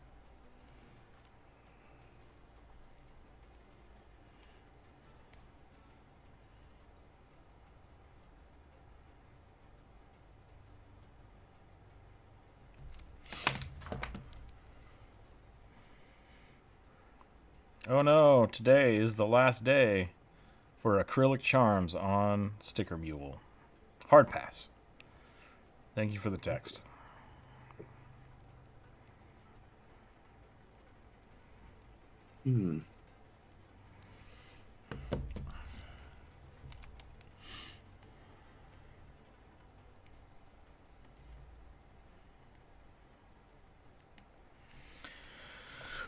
Nice. Today is a great Friday. Good Friday? Great Friday, he said today. What's Great Friday? And it's Estonian. Well, I mean, what is it? It's not ostracism. I'm gonna see if I can find an English translation for this. We have Good Friday for Catholics here. It's like the last Friday before Easter, I think. Yeah. Yeah. I think it's the same thing, which is it's just called Big or Great Friday. I don't remember what we actually do, but I think we usually had like a fish fry on Good Friday, or maybe you're supposed to fast on Good Friday. Can't remember. I haven't participated in Catholicism for quite a while. Damn. I don't know what to say to that. Where I live, it's Lutheranism. So What do you guys do? I wouldn't know actually. It's just Easter stuff. Generally. Okay. I don't particularly celebrate many things, save for like Midsummer and stuff. There's a lot of little holidays here and there. So Yeah. I only kind of like go along with them if my family's like, "Hey, Jonah's coming on." And most of the time, I guess I just draw or play video games. Sure. How's your hell diving going? I haven't played in a while. One of the updates made my game crash constantly, so I was like, okay, time to take a break. Yeah. I'm not sure if the fixed it already, but we beat a level 8. Beat a level 8 like world. That was pretty fun. Finished all 3 of them. We have not yet tried 9. Just like hard pass. I've finished some 9s. Nice. Yeah, it can be chaotic. You have to work together pretty well. Yeah. Though my friends and we don't always. It makes things hard. The best thing some of my friends haven't learned is you can avoid patrols. Yeah. And you should avoid patrols. They're still shooting everything in the distance they can. Yep. Last update messed up some of the people's clients, so I had to reinstall. Ooh, bummer. Do I want pasta today or no? Roll for pasta. You're welcome to roll. I think, can you still roll? I don't know. Maybe that might only be in Twitch. We used to have a dice rolling system in the chat. I remember the gambling system. Yeah, gambling is no more. Yeah, I need to set up Streamlabs for YouTube.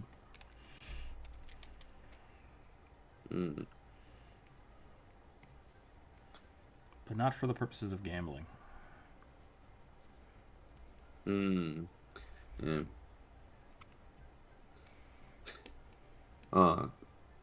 One of my other friends definitely has like a gambling problem. Oh no. And they're lucky they don't gamble, but whenever you give like a magic item in D&D that is kind of gamblers-esque, very risky, they're gonna spam it to all hell and hope they get stuff, and often they get their character destroyed the party, which is why you never ever put like a deck of many things game when he's playing. That's great. That is great. Because he will pull like 20 cards, like all of them.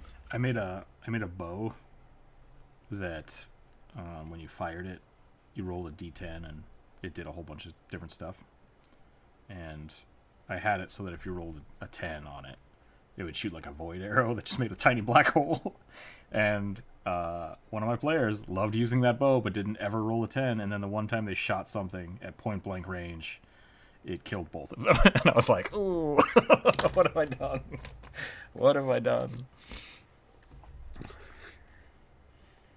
Yeah. Too powerful. So yeah, in my games I tend to not make many like chance items. Yeah. Oh, I've even thought about banning like Wild Magic Sorcerer in that game. I hate the Wild Magic Sorcerer. Again, the amount of times Wild Magic Sorcerers in my games have just killed themselves is ridiculous. Yeah. Or just wiped out half the party. I've definitely, I think I can deal with them, but I have to like approve the list. Like, it requires me to put a little more effort into it to like make a list that won't fuck the party over. It's the worst when they got the sorcerer magic item that lets them, use wild magic whenever they use sorcerer points. So I just wild magic every turn, and the turns went from like 2 minutes to 10 to 15 to 30 because of this effects, and it was just awful. Sphinx Agarthian Blood Avatar? What is that? I don't know. I don't know what that means. Have you seen the D&D player, movie, director, bank robber, Venn diagram meter? No. Me? D&D player, movie, director, bank robber. So we have D&D director, bank robber. Me waiting for the stream to catch up there. Does the stream keep buffering for anyone else, or is that just my PC? I have no idea.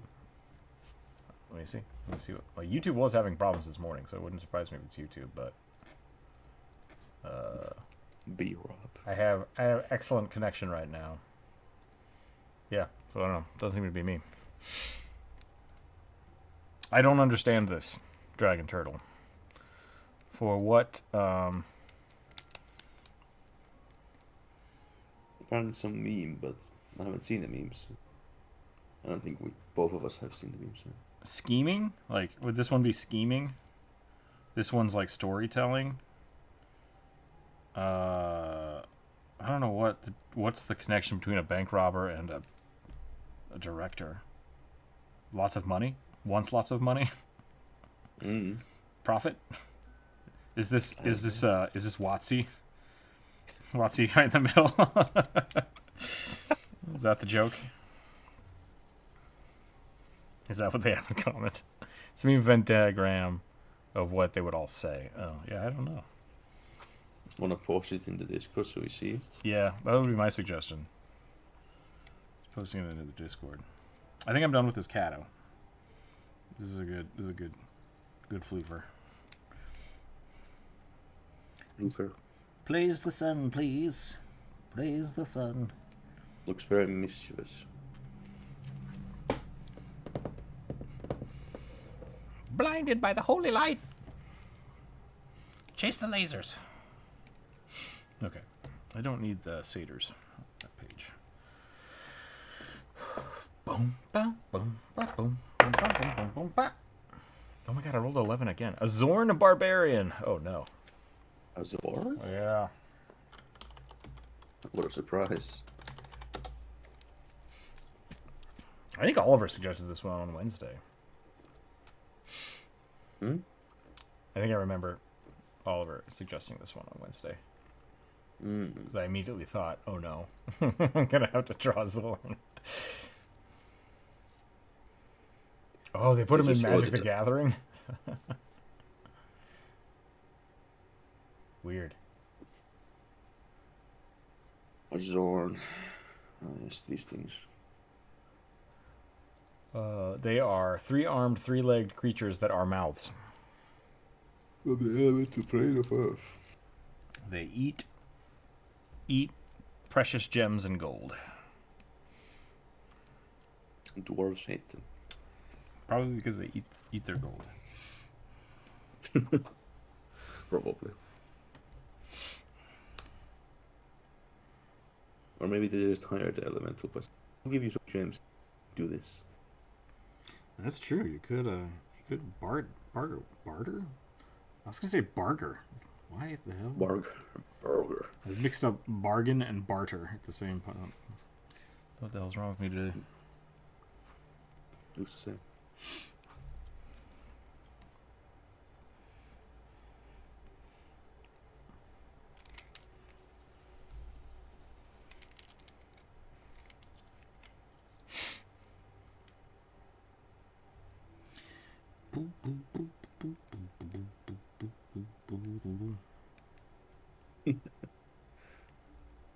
Doodly doo doo doo doo.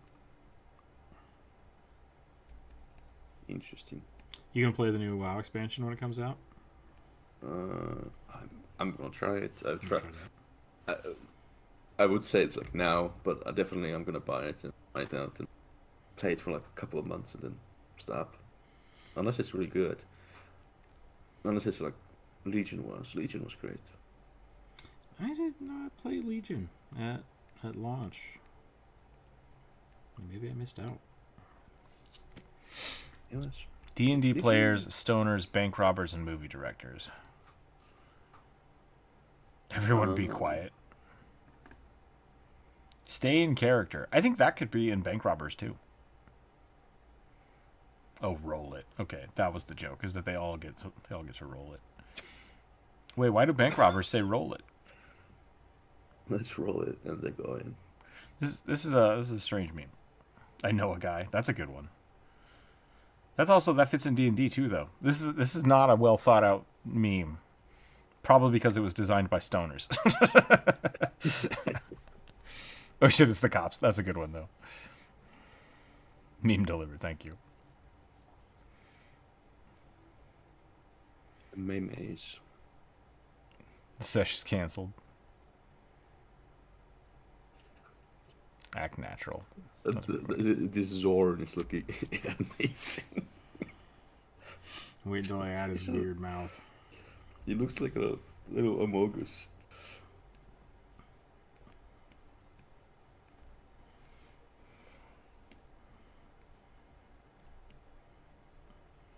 Did you see that they're making a Among Us movie / TV show? I did not. What the fuck? Yeah. To be fair, I don't really watch many ads and stuff. I've never Not cared about something harder. just like wait, what? Why is this happening? They already made that. It's called The Thing. Like, what's going on Just here? watch the thing. Yeah, just watch The Thing. And they just want the money from that. So. The Thing is such a good movie because it's completely predicated on Russians shooting a dog. Norwegians. Is it Norwegians? Yeah, they're Norwegians. They warned the guys. If you speak Norwegian, so I can understand it. You think if they were sending people to that, they would try to bring somebody that could speak Norwegian? But whatever. Yeah, well, it was like, what year? That's true. I don't think the Americans really cared about other languages. That's very, very true. That's the mindset is, you should be able to speak English, you know? You go to like the middle of Russia, why doesn't anyone speak English here? I still very much want to roll that into a game. With a whole bunch of orcs, just like, you start the campaign off with a whole bunch of orcs chasing a dog. It's like, do they attack the orcs? Do they save the dog? What's going on?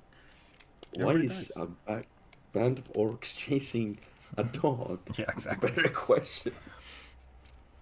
What did the dog do? He's a custom Zoomies feet for the good boy. Someone was suggesting, maybe that was you, suggesting that for the dog folk. The dog fucking armor looked amazing. Thank you. Really well done. I was oddly impressed. Dalcor said that to me too. He's like, I love your stuff. Yes, I love your stuff. I'm like, okay. And he's like, that one's really good. And I was like, what the hell?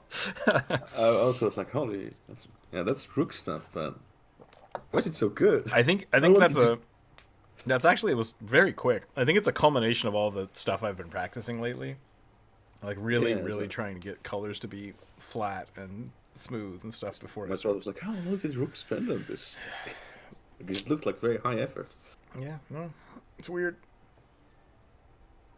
I remember distinctly thinking, like, huh, damn.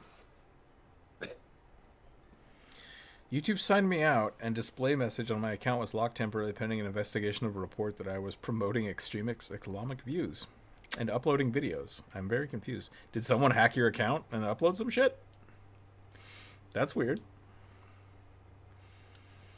Thing about playing as a good boy. Oh, Barkbarian. Barkbarian's really good. That's actually pretty funny. What's this dog doing? What's the dog doing? Just running. Just running around.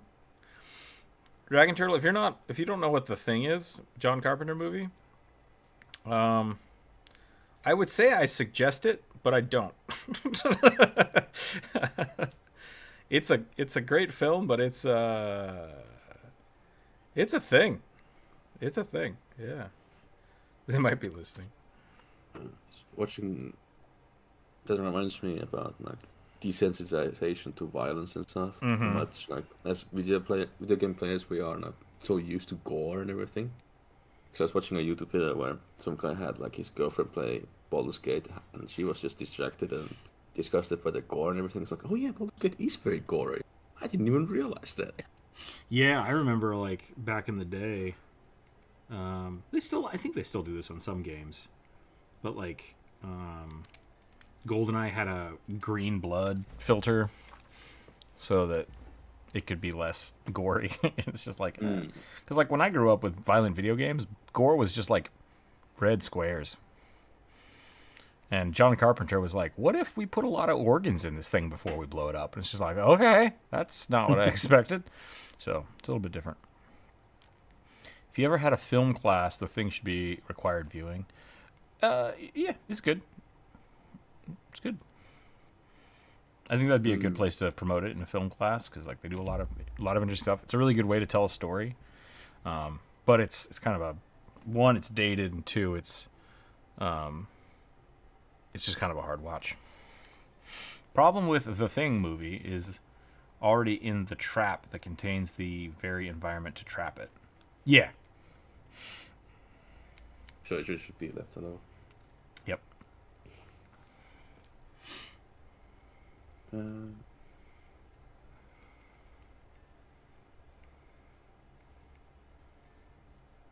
Type of pasta.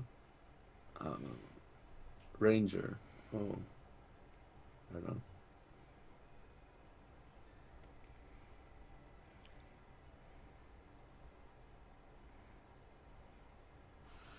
You know more about pasta than What me. kind of pasta is a Ranger?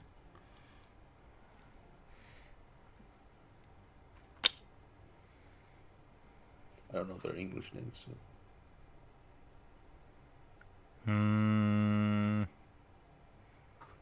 I would say rigatoni, because you can stuff anything in it, and it takes a weird amount of skill to make good rigatoni. It's versatile. It's versatile, but very specific.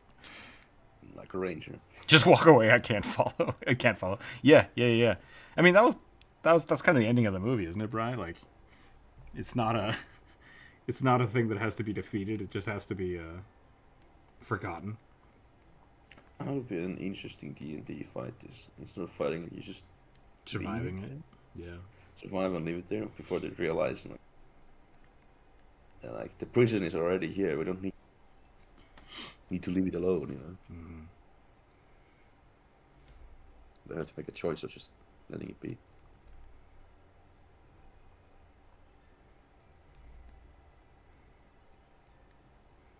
Good old classic monster movies. Yeah. What was the movie about those very little like meat-eating monsters, aliens? Critters? Yeah. As a kid, I watched all of them. Nice. Critters, that's what it's called. Okay, I can look it up. I can. The Trouble with Tribbles. Or No, you don't understand. You have to kill it for content purposes. I think like the British from the GBE days. It exists. You can't Great just leave it British alone. Empire. Oh, got it. Okay. The Thing, 1951 Horror Express. Wait, The Thing was from 1951? I thought it was 1907. It was at the book when the book was written. Carpenter's Thing. Oh, it was 1982. Okay. And The Thing prequel. Carpenter's 2011. is like a remake of the first movie. I thought it was a remake of the book, so I didn't know there was originally one. I'm gonna have to look at that. Couldn't it survive just as well, if not better, than you can out there? Nope. Not for this movie. The Cold. Yeah. Oh, yes, the Critters. It's always interesting to talk to people my age. It's not many of them know about cassettes, but because when I was like young, and Estonia was a bit behind on like the technological update. Mm-hmm. In my childhood, we still had cassettes. Gotcha. Do you have any Betamax or laser discs? Laserdiscs, definitely we did. Not anymore, but I think it's like our grandma's place. Yeah. I watched the original Hobbit and Lord of the Rings animations on Laserdisc. I loved it. Freaking huge. Still got 8 tracks. Nice. The book was written in 1938. Ah, okay. I believe the thing in the 1951 movie. I have no idea. I didn't know that movie existed, so I might have to check that out. Probably, it might be really bad.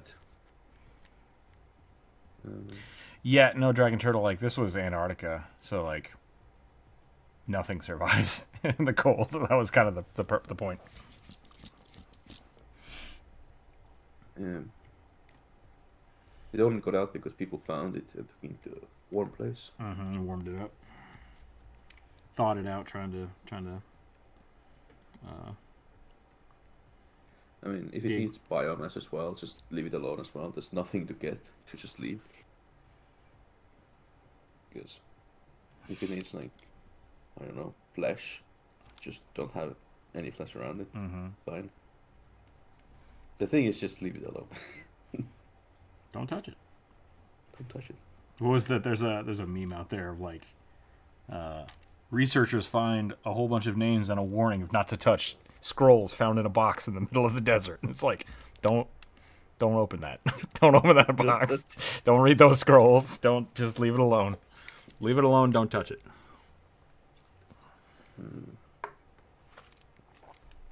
All right, there's the Zorn. Does he need clothes? What should I give him? If you give, well, one clothes you could give him is like a loincloth that just goes between, just like every a little leg. Loincloth between all of the legs, A three-sided loincloth. Yeah.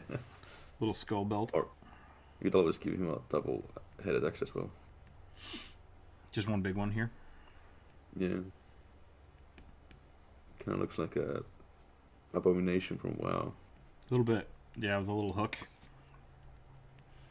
I can see that.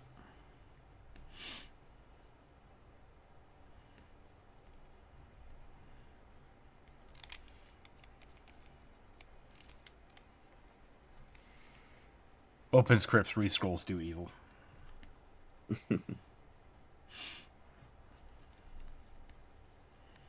I would totally be fine working for, like, an SCP organization. Me as well, actually. I think it'd be really fun. Like, some farmer found this in their barnyard. It appears to be some sort of crystalline skull. The tag says "do not touch," but here it is. It's like, well, let's just put that in a box and never touch it. Let's do that. I'm okay with that. Yeah. Catalog it, never touch it.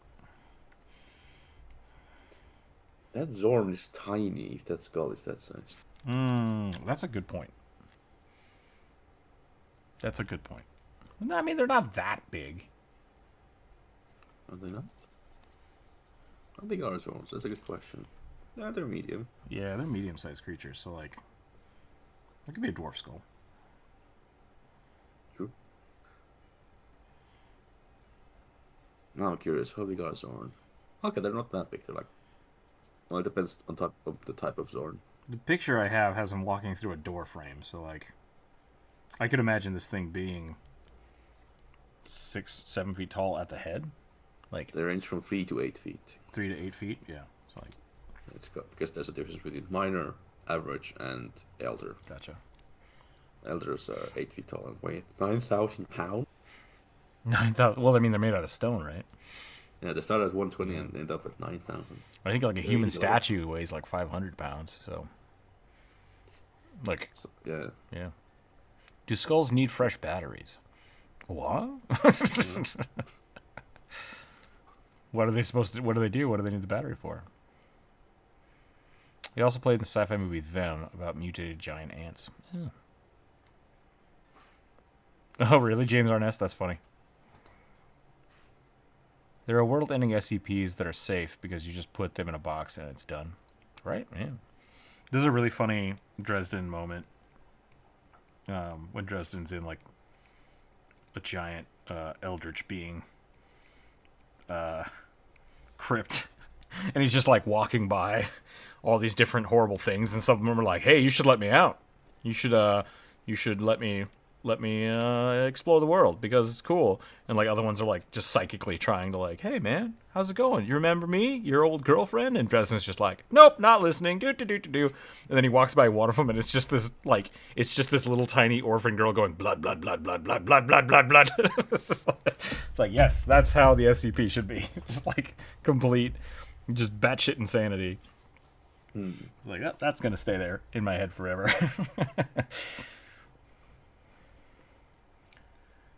When you see crystal skulls, information redacted. The problem with like there's two types of information, right? Like, this thing is super dangerous, let's never talk about it and put a warning on it. That's not gonna work. People are always gonna poke it because you didn't give them enough information. And then there's the type of information that like once you know about the information, you lose, right? So that's the problem with the SCP in my mind. Like, there needs to be a high level of information transparency. Like, hey, don't touch this because it will devour the souls of everybody in a 3-mile radius. It's like, oh, okay. Now I know why not to touch it. Great. Oh shit! Yeah. I almost touched it. Don't read this because if you read it, you will die. It's like, got it. Like, you need to have the information, enough information out there. And I feel like most of the SCP failings are like, we spent 30 guys into a tube, and they all died. So we're gonna send some more people in. It's like, no. It's like the memetic SCPs that, yeah, like information about them. It's pretty bad. How many SCP commission requests do you get? I've gotten like one. Back in the day, I used to trash talk SCP all the time because we had a few people that were like obsessed with them, and they would just go off and just like, I just don't care because it's a wiki based thing. There's a lot of bad SCPs. That's my argument. Because it is a I love the concept. Most of the SCPs are just stupid and bad writing because it's non-professional writers just trying to create stuff. And so it's like, I don't want to trash directly on them because, like, you know, everybody's got to start somewhere with art. But because all of those can be added to the SCP collection, it's just like, I'm not investing any time into any of the SCPs or any of the games. But I love the concept. So, yeah. upon interaction with the crystal skulls, the individual feels compelled to blah blah blah blah blah with the nearest person. Undelete path file name. Yeah, there you go. I love it. I love the SCP concept. It's like the same thing with Warehouse 13 was a really cool show until it just went weird. Yeah, I love that kind of stuff. Like, X-Files would be a lot cooler in my... I love the X-Files, don't get me wrong. I love the X-Files. But, like, X-Files would be a lot cooler if we got to see the side of the government that actually knew what was going on. Yeah. That would be really cool. Show, From? I haven't seen that one. I think it was alright. I'm not sure what to think about it. You used to be a whole submission approval system and all. See your flaws in that theory. I would have already ended the other members. Yeah, I do miss it when it was closed wiki group and they were actually curated. Yeah, and that's what I feel like really needs help with. Because it's the same thing with like creepypasta. Like, creepypasta is cool because it's just, you know, found stories from all over the world. That's great. Like, but at the same time, there's a lot of crap that like you get halfway through reading it and you're like, well, this stole 20 minutes of my life and it's just garbage. Warehouse 13 was pretty good for the most part. Yeah, I feel like it kind of ended poorly, but I think that's because it got canceled, so it didn't really get its full shake. But the concept was good. Really good. And then they were also part of the Eureka universe, which Eureka was really, really good first season, and then every season after that they just like shook the snow globe a little bit and like, what if last season didn't count and now we start again? It's like, stop doing that. It's not good. So Fringe was the other one. I really love Fringe. But they also fell into the same like TV tropes of what if there was a dark universe? It's just like, that's not good writing. So yeah, well, sometimes shows just stay too long. Yeah. So Fringe, I really loved Fringe. Actually, it was a pretty good ending too.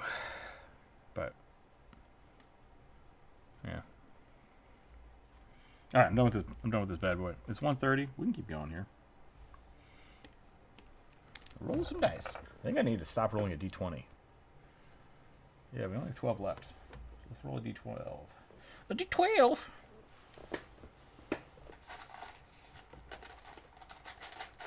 Oh, my old friend. 2.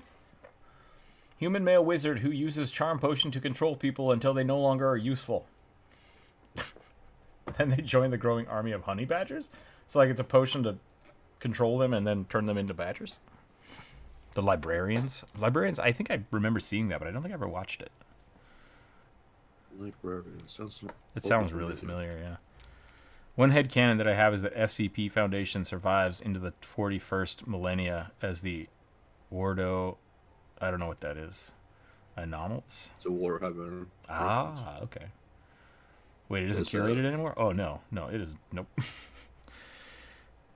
No. Spent a while cleaning it up, completely covered in rust. Nice. Very cool. Yeah, French was great. Ugh, librarians. Bri not good? Question mark.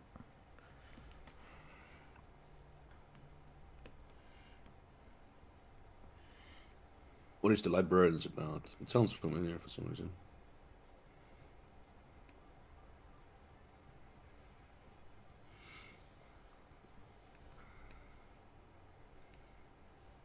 This prompt makes me think of the Purple Man from Marvel. What? I was like, what did you get the prompt as? I was like, ah, yes, mind controller. Yep. Mind control alchemist.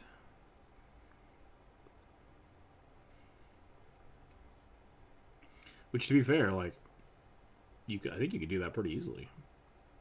Like, control person or dominate monster, or whatever the hell it's called. Just turn it into a flask. Hey, you guys want a drink? No? It's not evil, I promise. John Miller, thank you for the $2. Bunny Bugbear Peace Cleric. Ooh, boy. Let's do that real quick. Oh, wait. Do you want that to be... I guess it is still March. We could do the Goblin. But I will add that to the list for you.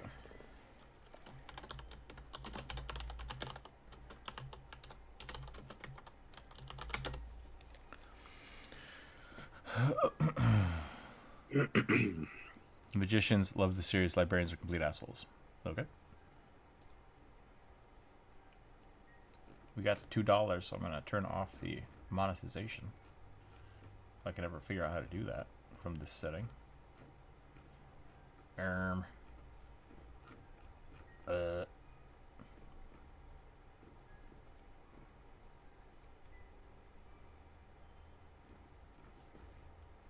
guess I should do my Helldivers daily or try at least.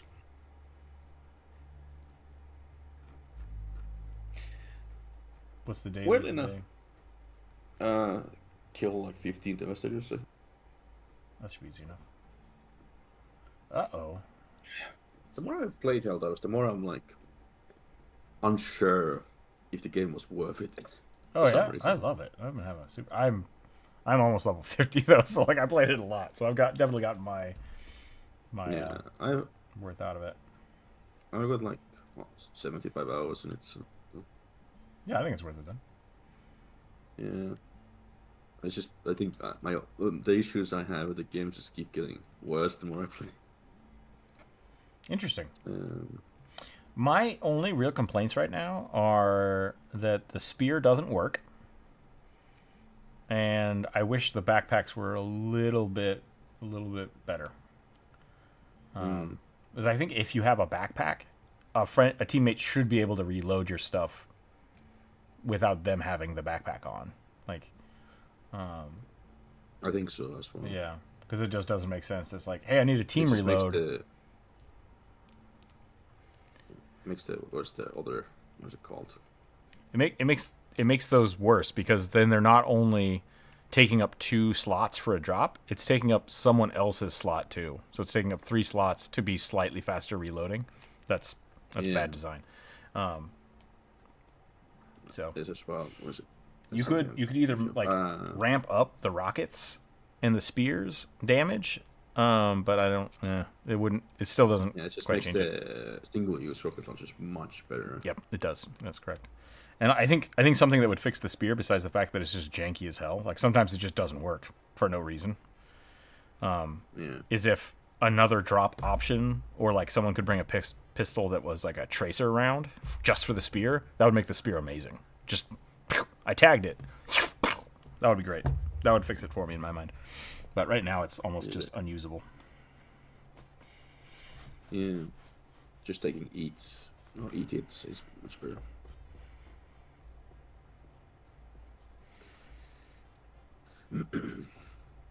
Which is, a plus downsides. Did you hear the audio put out by the automatons? I have not heard that. Research items, collect items, study items, label items. Oops, someone lost an item, saves world roll credits. That sounds about right. Okay, sorry. Bugbear Bunny's on the list. We'll do that in a minute.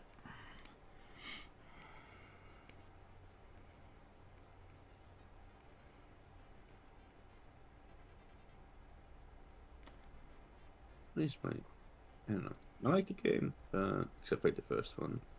I like the first one a lot too. I don't like how oddly grindy this game is. I could see that.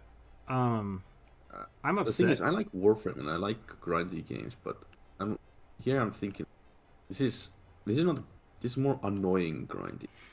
I think the biggest You problem just need with to put in hours. is are you level 20 yet? I'm level 40. Okay, yeah. So like getting to level 20 felt like, ooh, I gotta get there so I can unlock everything. But then once you're past like level 30, it's like you've unlocked everything. You're maxed out on credits. Like, why is it like this? Like half of the stuff that I unlocked, I'm never gonna use. So, yeah. I don't know if it feels super grindy. It's just the stuff that they have doesn't feel diverse enough to make the grind worth a while. Yeah. Also, most of I'd say like 80% of the equipment that is pretty much useless. Mm-hmm. I mean, sure, you can use them at like lower difficulty, go up like 6, 7, 8, even 9. It's very limited. Like, they don't want a meta to exist, but meta will always exist. Right. Because it's the most efficient, way of doing things. Yep. The downside is a lot of the things just aren't. They're just not enough. Right. I think a big part of that for game design, from a game design aspect, is they don't prioritize fine-tuning things. Like, we don't know how much damage a rocket does. Like, we don't know how much shielding works on some of the the upgrade strategy, like upgrading your ship, sometimes is like, oh, it makes these 10% better, and it's like, that is not worth the amount of effort I'm putting into it.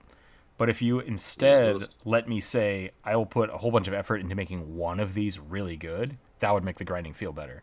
Or if the armor was specific enough to where you actually felt like you were fine-tuning a kit, instead of it just being like, I want this because I get 2 more grenades.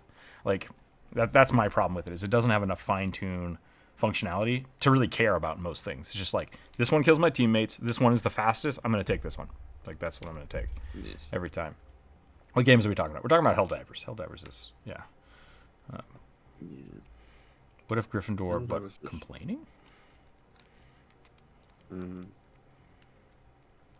Yeah, Helldivers also, it's a good game. I wouldn't say it's amazing. It's just that it could be just so much better. Whenever I play it, I feel like it's being held back by something. I think the big boon for it is that they released a game that works, which is kind of a rare thing. But the problem is they made it work by gutting a lot of the things that I think would make the game a lot better. Like, really fine-tuning the weapons. Like, if the helmets had abilities on them, and if the helmets had abilities as well as the armor and the capes, that would be awesome. Because then, once again, fine-tuning your kit more. If the guns could be upgraded in any way, that would be amazing too. The guns being... They did say they will never make the helmets have any capes. Oh, that's weird. Which is kind of sad. Yeah, because like initially they said they were trying to put stuff like night vision and thermal vision and stuff on some of the helmets, which would be really cool, They might especially do for that. like the I'm not smoke. sure. Smoke grenades used to be really good if you had thermal scopes. Like that's really cool. So I don't know. There's a lot of stuff like that that I think they could make the game a lot better. Yeah, Helldivers too. Yeah. Yeah, like customization. I think there needs to be more of it. At least weapon mods, please. The first game had some weapon mods or Yeah. upgrades more than anything.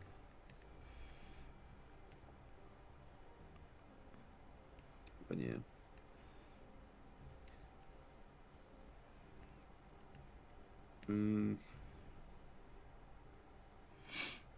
Come, my Badger army. That's right.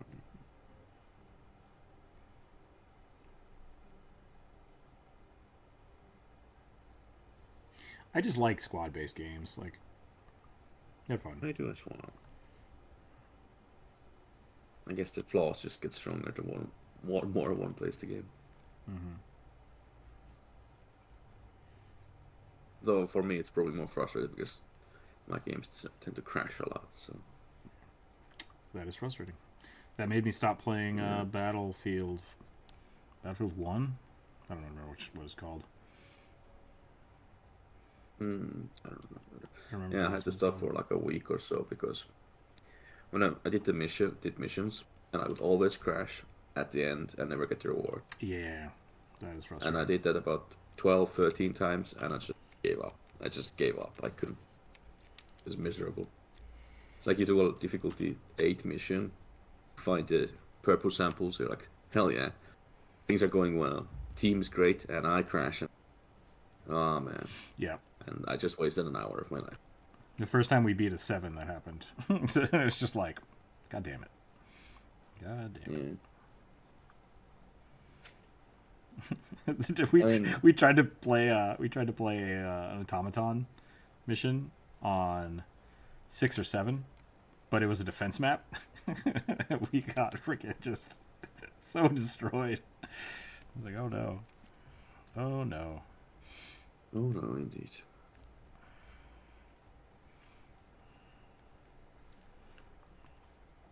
I think, sure, there's like a, I don't know, this might sound weird. Enemy variety isn't amazing. I feel like it could be better. Yeah, I think they did a good job of like making the maps, like not knowing what you spawn in on, like what kind of monsters you're gonna see, is interesting. But but at the same time, it does kind of, once you get in there, you're just like, well, I didn't bring the right gun, and these things are just gonna kill me continuously, and that sucks. So it's like, I'd like it more if there was just a larger range of creatures on each map instead of it being like one type of creature randomly on each map. As well. Yeah. The entirety of your mean, I don't. Oh, okay. Hmm? No, there's an argument going on in Discord. So Of course. The usual. I'm letting it happen. I'm just people in I can just Discord can ignore talk it to to each talk about other. Helldivers. Yep, talk about Helldivers more. Yeah, I don't John hate the Badger game. Wizard. I really want it to be better. Yeah, I think that's fair. I really just want the quads. I want a quad, man. Gotta get those quads.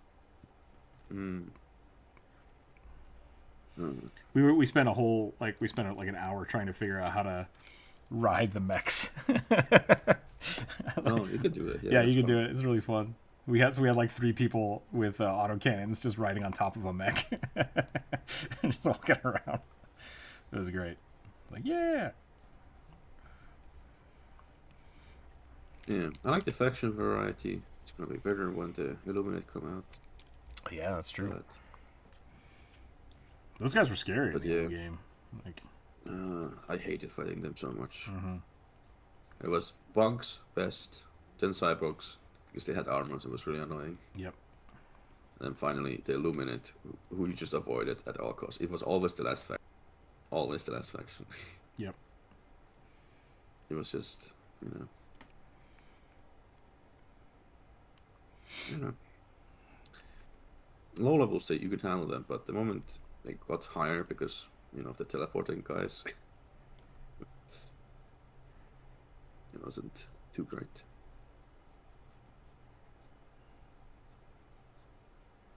Badgers.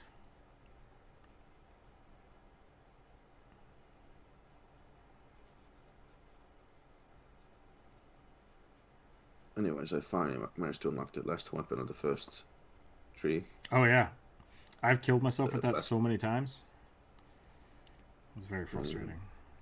Trying it out right now for the first time. It's good. Its AoE is surprisingly big. Just a heads up. I almost killed myself. Yep. Like, it sucks because I'll be standing next to like a rock and like things be off in the distance and I'm like bam, bam, bam, and then clip this rock right here and just kill yourself. It's like, dang it. What happened? I shot a rock. Womp womp womp. I'll dive into the bug hive, but not that argument. Yeah. Oh, many times have I dove into a bug hive. So much fun. I didn't bring any real grenades. The smoke grenades, like Squid Ink strategy, is really funny. I love it. Squid Ink. Do you have the smoke grenades yet? I've never used them. So you can prime grenades, like you can cook them, and so if you have the smoke grenades, you just start running and you just start cooking a smoke grenade. It does like 5% of your health and damage, but then like and you just run and just change directions. And the bugs are like, "What's happening?" And they just don't know what's going on. I love the smoke. I want the smoke to be way more effective than it is. So. Makes sense.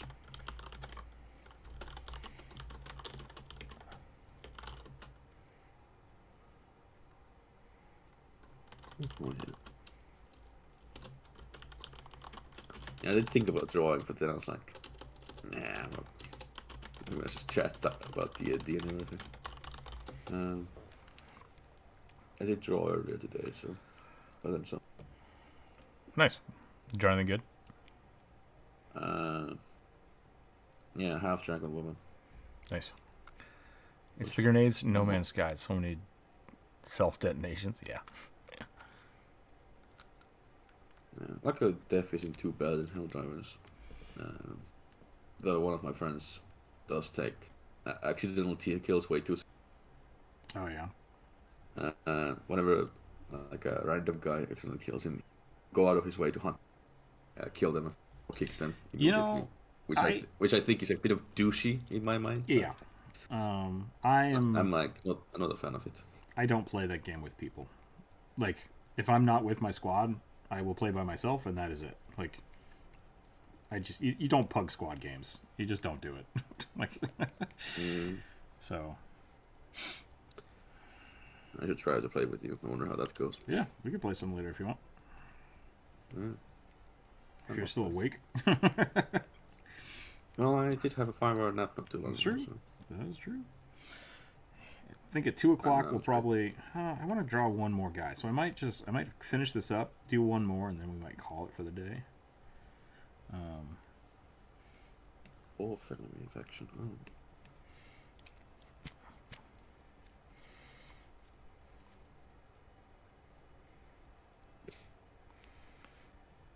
Oh. The only deaths that like really frustrate me are uncalled orbitals, which jump rope has done to me many times. When like you'll hear somebody say like, "Oh, I'm throwing out an orbital," and then you look over and the beam is like already right next to you, and it's like, "What? No, why? Why have you done this to me?" For me, it's sometimes I use the shield often. I just throw it onto my shield, and I'm like, for fuck's sake. That's awesome. That's more annoying for me. Are you talking about the ballistic shield or the shield bubble? Shield. No, shield bubble, personal shield. Okay. I don't use that because that's cheating. I like cheating. That's fine. No, it's a really good item. It's a really good item. I just like having a backpack of something else. Like, I'll take rockets or ammo. I do love it was so good. I wish the riot shield was a primary weapon and not a backpack. I would give up my primary weapon for the riot shield. It's really good with the SMG, right? Because you can use the main hand SMG with one hand. Yeah. Which would be like, that would be the trade-off, like why I think it is a backpack. So you can have the SMG. But the SMG could also be, could be tuned down a little bit. SMG's really good. It's really good. It's really, really good. Fast reload, high ammo capacity.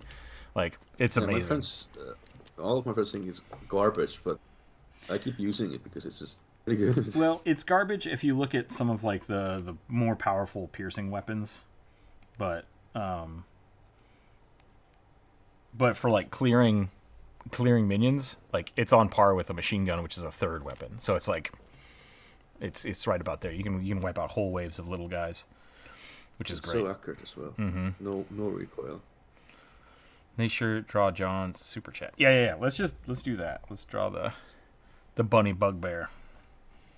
The bunny bugbear. Bun bear. The bun bear.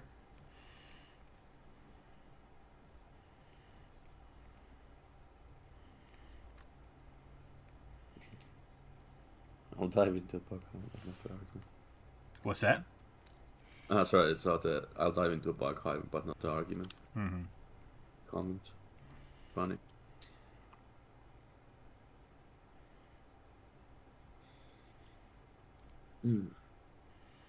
Maybe I'm just really bad at Helldivers. That might be. I mean, if you did a 9, that's impressive. I haven't fully soloed one yet. No. Soloing that game is. I've done. Soloing in that game is cheese. Like, it's not really like, oh, I'm super skilled. It's just like, how quickly can I cheese this level? That's really all it is. Yeah. So, I don't consider it's impressive when you can do it. Like, don't get me wrong. I don't know if I can do it, but I don't really have an interest in trying it. It's like, that's not the point. The point of Helldivers is jolly old cooperation. So. There's only not much for me to get anymore besides farm medals. Yep. So I have all the what are they called? War bonds? Yeah, war bonds. I farmed all the super credits for it. So I still need to do that. I need to farm more super credits. You need to play on the lowest difficulty because there's actually a higher chance to find them. Oh, really? Yeah, because you know when you start getting those orange samples, the rare samples, they replace the box spawn where you can find. So it's like interesting. Okay. Higher difficulties, the sample spawns replace the boxes, so you can more often, and in the boxes you can always find weapons or samples. Right. You'll find like medals and other stuff more often. Thank you for the orange egg. Orange egg. Thank you for the orange egg, the $2. Did you want a goblin or something sketched?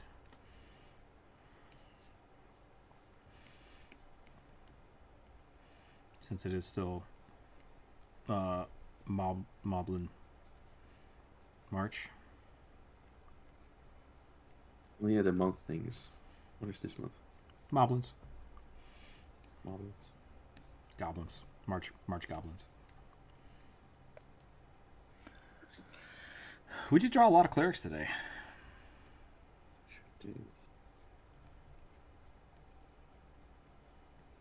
Which I do like clerics. I feel like I haven't drawn a lot of clerics recently, so it's probably a good thing.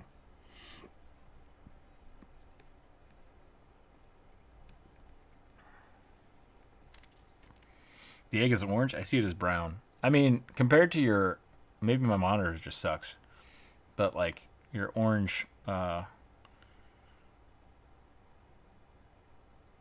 icon. I guess it's an icon. It's just orange. You know, the circle. It's pretty close. It's on the same hue scale. It's just a slightly desaturated version of that orange, I would say. Which, I mean, brown is just kind of desaturated orange. So, I assumed you picked it because it was orange.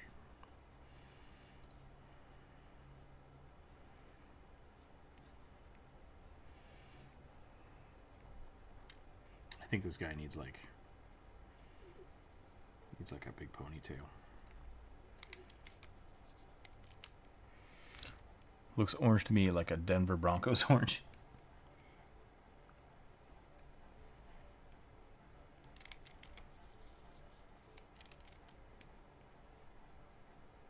Yeah, I have to wish my mom happy birthday tomorrow. Nice. I was like, it's end of March. I was like, March. Oh yeah, Mom's birthday. How old is she now? 35.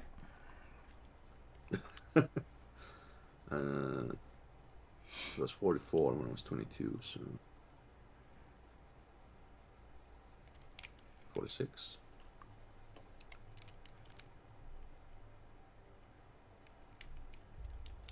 Yeah, I couldn't comprehend having a kid at 22. Right? My mom was 22 when she had me. I'm 24, and that's just. Why do I keep cutting out? You're not cutting out on my side. For me, it shows like just cuts out constantly. Got your count back. Yeah. That's good. Just picked Easter Bunny. Nice.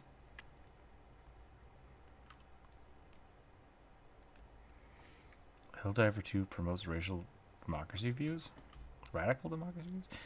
Yeah, I don't. I mean, people don't understand. We had a whole conversation about what was it? Starship Troopers. Democracy. Starship Troopers, the book versus the movie. Helldiver is just not democracy. It's authoritarianism. It's fascism. It's fascism, yeah. It's literally fascism. It's controlled democracy, which is essentially fascism. It was democratic fascism, I think, in the book is how they described it. But yeah, and we talked a whole thing about the author of that book. Like, it was written in a way that it either is like beautiful satire or authentic fascism. Like, and people are still arguing about which one it is. Yeah. What do they say in the movie? Like, violence is the... What is it? Violence is the prime authority. Something like that. It's just like... yeah, that's not... Like, that's... I could see that being true, but that's not good. That's not a great way to think. Supreme authority. Supreme authority, yeah, supreme authority. Violence is supreme authority. It's like...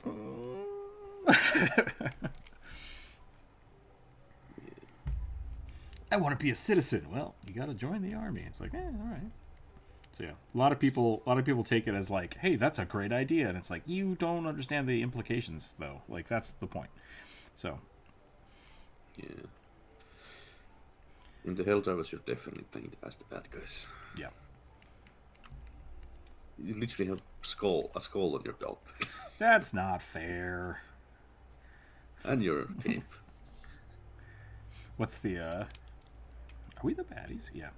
Are we the baddies? To be fair, skulls are awesome, so, you know. Yeah, and the other side about that, like, people like to talk about, like, oh, the Nazis had skulls on all their uniforms. It's like, yeah, so do our Marines. Like, it's trying to make you look badass and terrifying. That's the point. Did you know you have a skull underneath your face? Yeah, exactly. The book wasn't fascism. It was democracy with a veneer. Military fascism is all about everything within the state, nothing outside against its state worship. Like how everyone says that the Imperium is fascism. What is the oligarchy theocracy? I'll have to reread the book. I'm going to reread the book. I have it, and I haven't read it in probably 10 years, 15 years. But don't get caught. I think a big problem people have when they're starting to talk about like authoritarian regimes and fascism and stuff is they get hung up on the words. It's kind of the same thing with like, that's socialism. It's like, yeah, who cares? Like, let's talk about what it actually, like, what we're doing and what we're talking about, right? Like, fire departments, socialism. It's just, that's just how it works. So like, we need different aspects of different things, and so when you break things down into that kind of political arguments and just rhetorical arguments, things fall apart really fast, and that's when things like fascism can kind of take over, because it's easy to other the bugs and blame the bugs for things until you can rationalize anything in the face of whatever it is you're trying to do. So in this situation, it's very much just like, look how important democracy is, because these bugs killed everybody. And it's like, this is how satire works. This is a good way to make satire make you think about something, regardless of what words they're using. So, if you just mean authoritarianism, then yeah, exactly. It's just like, you can put any words anywhere to try to like further your thing, and then when you start picking words that are specifically hot button things, that's when things get scary. And that's why I think it's really funny that they picked democracy. It's an authoritative democracy that is, it's really good satire. I like it. It's really funny. What was I doing with this? It's just a bunny bugbear, right? Yes. What else should I do to make him look more like a God, he bugbear? reminds me of someone. Yeah, I'm trying to... What you already drawn something that reminds me from a character from an anime. He's got a little bit of like Uncle Iroh vibes going on. Probably because I just watched Avatar, but also a cleric. He reminds me of this guy. Uh-oh.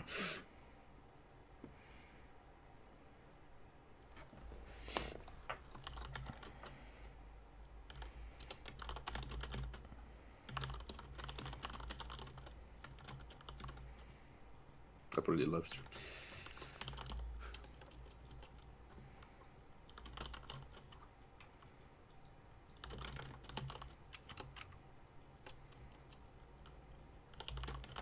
Oh, my friends are a lot online now. Oh, shoot. I guess they got back from their Who's this celebrations guy? for the day. Who's this bunny guy? He's a bunny boss from Shangri-La Frontier. I've not heard of this. I just watched Delicious in Dungeon, the first season. Oh, that's pretty, It was pretty good as well. Yeah, it was fun. I like.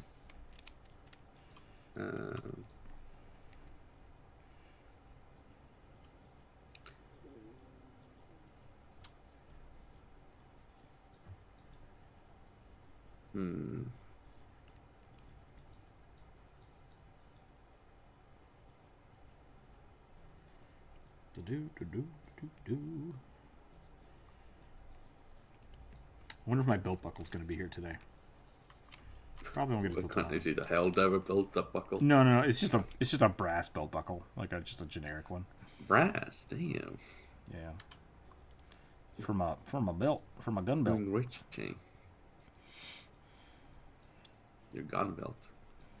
I for my birthday this year, I bought a whole bunch of leather working supplies because it's a hobby that I liked for a long time, but never really had all the stuff to do.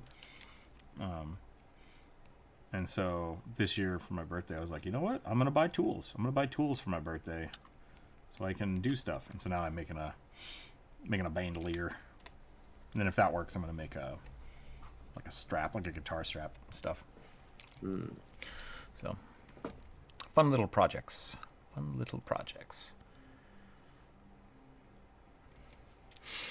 real question for Helldivers is if the votes are rigged as they implied. Oh, but they are absolutely rigged.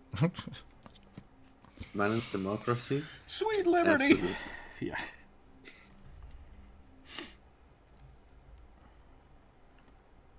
It's just hilarious to watch how Helldivers function. You watch the propaganda and everything. It's like, damn.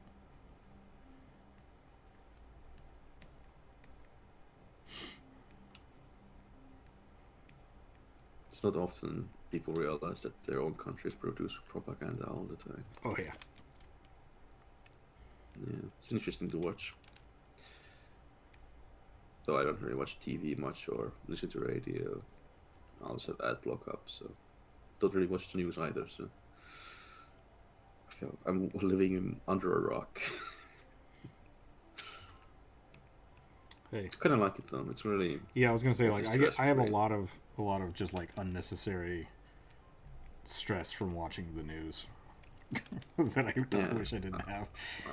I just because in school I had a class where we had to watch the news because sometimes randomly you had to tell what's going on in front of the class. You know, Yep. had to make notes. Social studies. Or I whatever. hated it. I don't know what it was, but I don't remember. At least not the English name. But yeah, the news caused such odd, unnecessary stress about things you can literally do nothing about. Yep.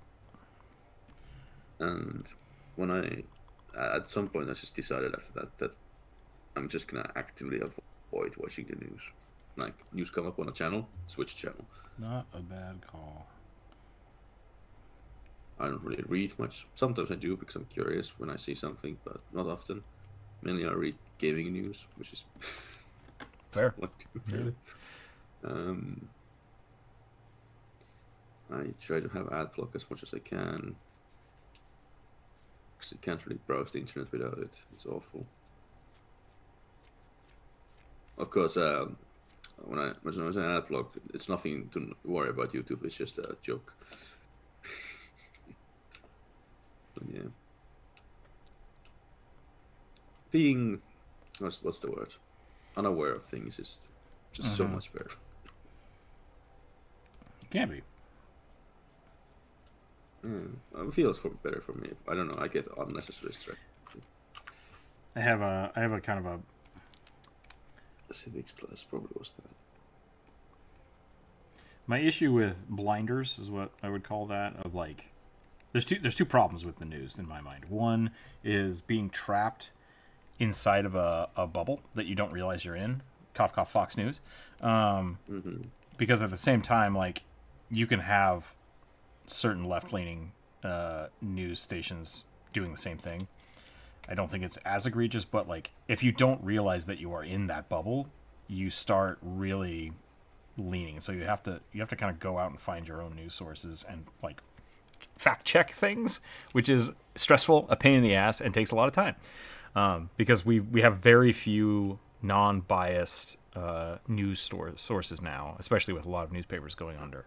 So like, you have to get, like, I like watching like BBC News and stuff from time to time just to see, like, I want an outside perspective on this, and a lot of times they're exactly the same. So it's like, but the other problem you can have when you're looking at news like that is, and I think this is a big problem for the U.S. specifically, is once you see the bubbles, like you can see the bubbles, you start distrusting everything, and you just all of a sudden like don't want to know, and so you start turning the blinders on, where you just like, I'm just not going to participate in this, and then you start missing out on things that you probably need to be paying attention to, and that can also be a problem. So it's like there's a whole lot of pitfalls with it, and it is just stress and effort, and so for the most part, you're probably fine not participating. Just like if you don't participate in social media, probably fine. You're just going to miss out on some things. So you need a filter. You need a friend that watches the news and stresses out about it and then tells you what's up. I mostly get stuff from my friends. Yeah. Like, I always like telling this. I didn't know Corona was a thing until 2 weeks when it came to my country. Funny. Like, I was so confused when I went to the bus. I was like, why is everyone wearing masks? What's going on? What's happening here?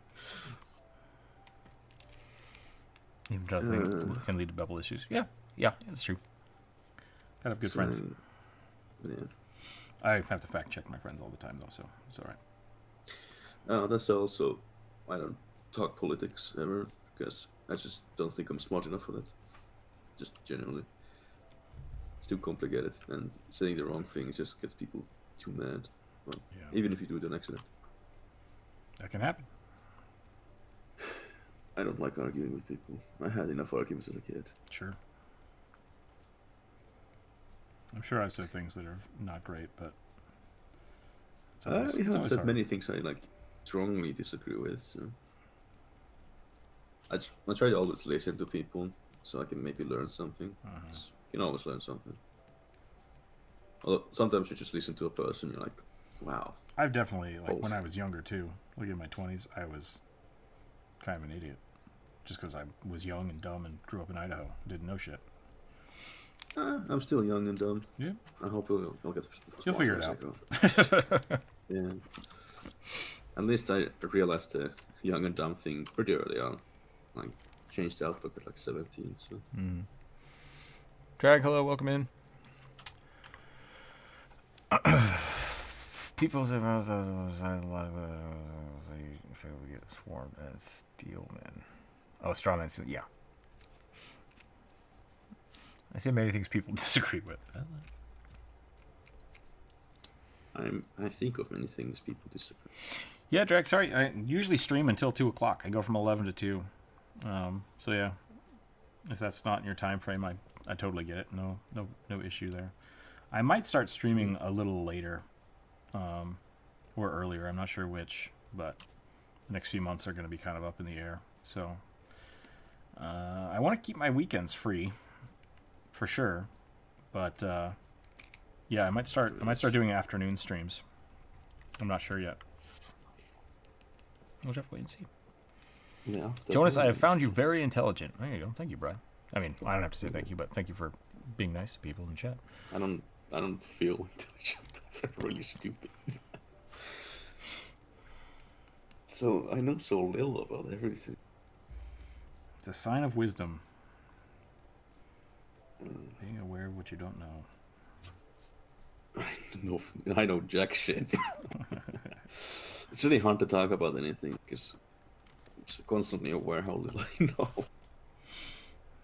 The only things I really happily talk about is like art and stuff because it's so subjective, like the personal experience and learning and everything. Those are good things to have talks about. Yeah. D&D, I'm often wrong about it, but hey. Sure. At least I'm willing to accept that. So. I think you can But it's something I can talk about as well. Yeah, I think you can get away with a lot with D&D because like the facts are so readily available. So it's like, just open the book. Yeah. So if you say something and someone's like, I think that's wrong, and then you look it up, it's just like, oh yeah, cool, done.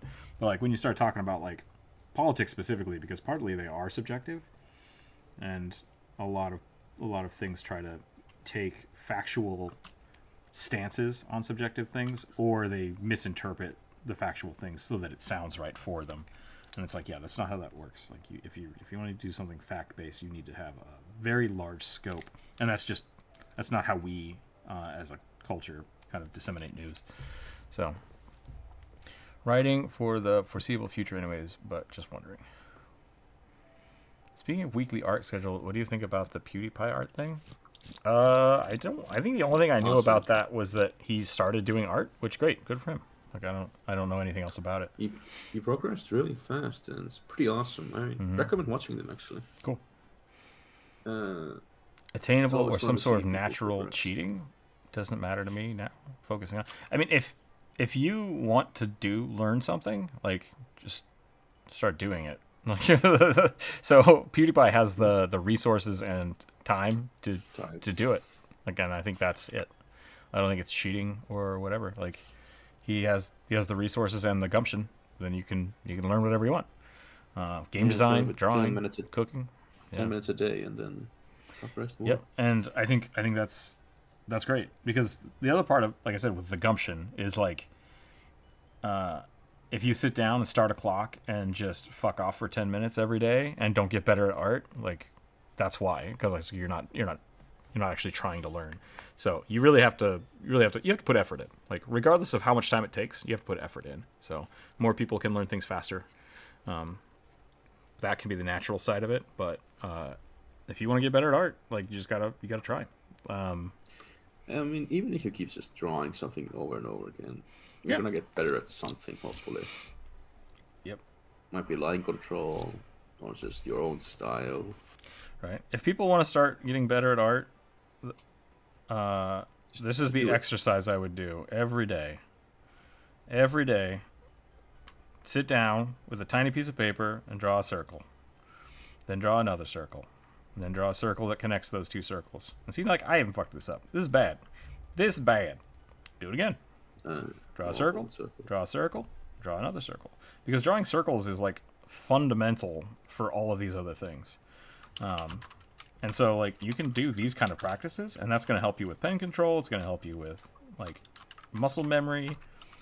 But you're not going to do this every day and then do this, right? Like, this takes time, like, transitioning between these two things. There's a lot in between there. But, like, these kind of practices are good, too. So, really, it's figuring out what you want to do. Line practices are great. Just trying to get 4 parallel lines. Yeah. I mean, yeah, it's more just what minutes practice. YouTube tutorials, sure, they can help, but following people's exact, like, guides doesn't always work for all people because everyone develops their own way of like drawing hands, for example. Yeah. Yeah, eventually you kind of got to figure out your own stuff. You need to find your own way that works for you. But like it very much is like learning how a new thing is half the battle, like knowing how to knowing how to take critique, how to give critique. Most of the stuff I learned in college was learning how to learn, not learning a specific thing. So I never learned how to learn. that can be rough. I'm sorry. It is rough. I just managed through school and then got to higher stuff, and I didn't know how to learn. Failed miserably. Normal school, easy as hell. Yeah. What if I don't have an eye for art? Like you have trouble telling what you like about something to an artistic difference between small details. I don't understand your question. Because if you don't have an eye for art, what is stopping you from doing it? You can develop an eye for art. Yeah. Do it. And I mean, like, if you mean you don't know what you like, I don't believe you. Find the things you like and then imitate them. That's it. Like you don't have to.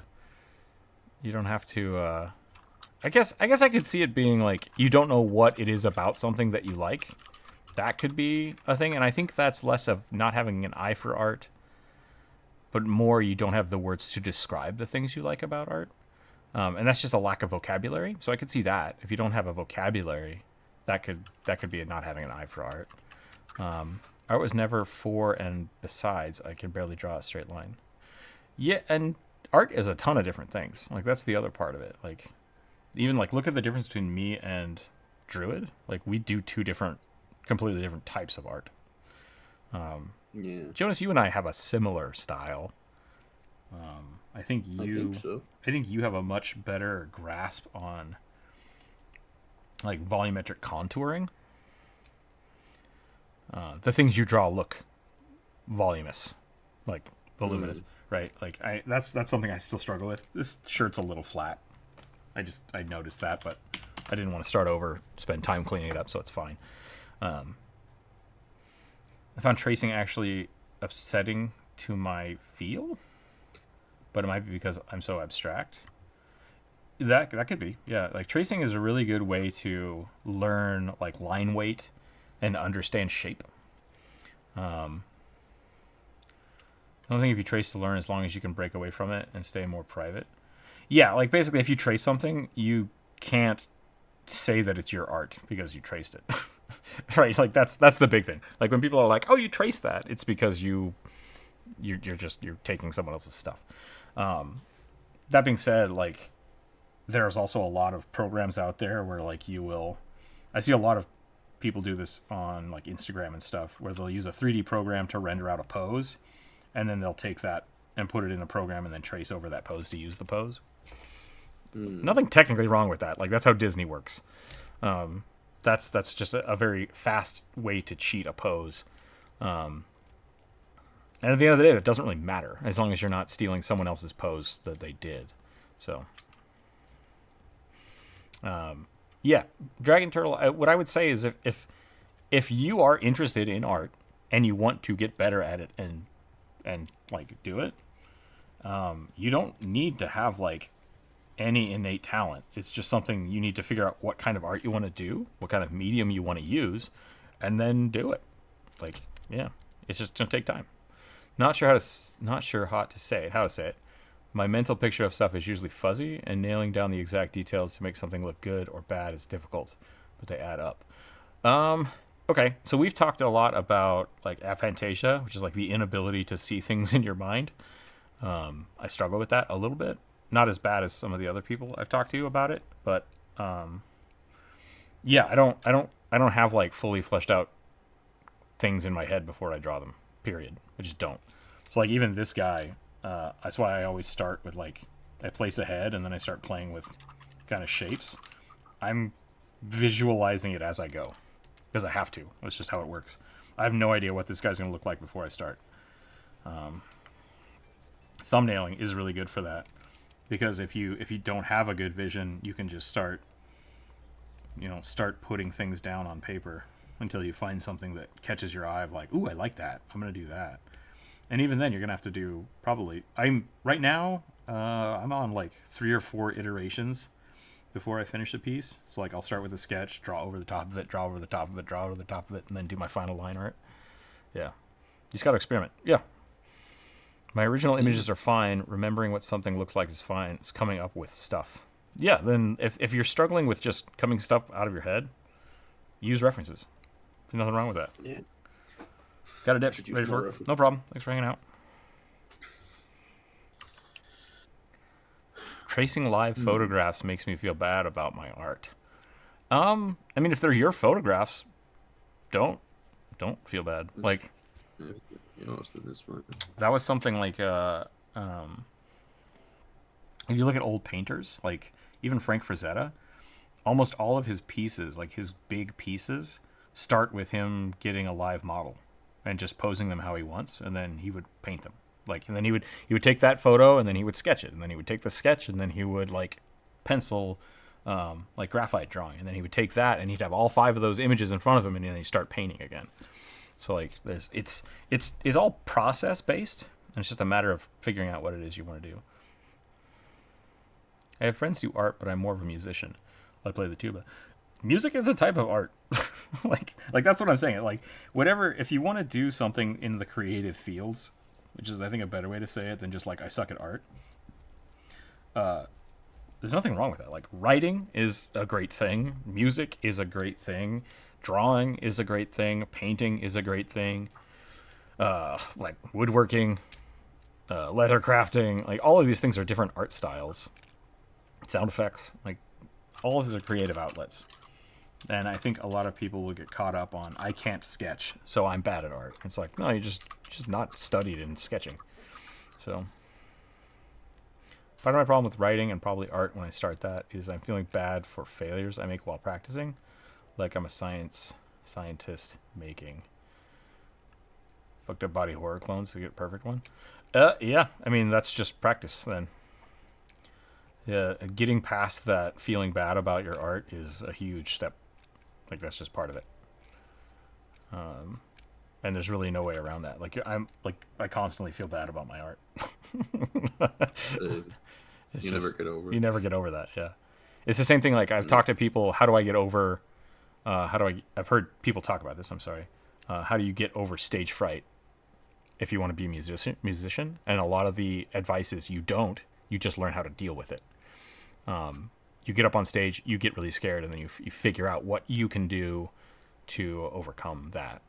You're not going to get rid of it. You're never going to be not afraid. Same thing with DMing. Like, I get nervous every time I DM. Every single time I DM, I get that hit of oh God, I'm performing in front of people.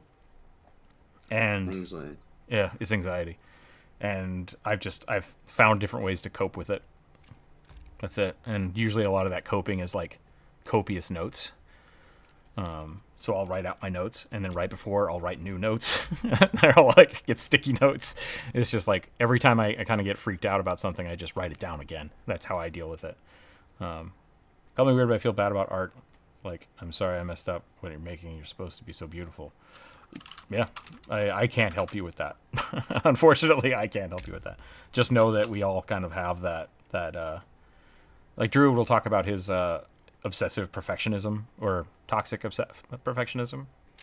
It's kind of the same thing. Like, feeling upset about your art not being good enough is just something you kind of have to work through. And whether that's something like talking to a therapist about why do I feel like everything has to be perfect, or whether it's something that, like, we used to talk about when is something good enough. Adam Savage has talked about this too.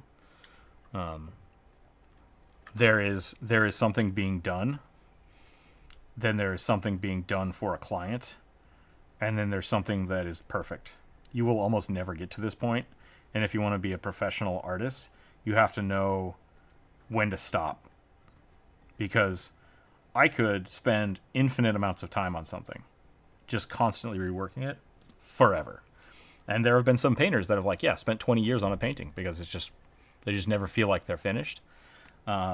But there is also a point, and this is something in college when I was talking about the like learning how to learn. You have to be able to make checkpoints for yourself and say like, when is I'm going to do a sketch? When am I going to be finished with it? What's the point where I can turn this into a client and say I am done? What's the point where if I keep working on this, I'm actually punishing myself. I'm like losing money, losing time, and any additional effort to making this better isn't going to be worth it to me, right? Learning those things is just part of doing art. Like, it's just part of it.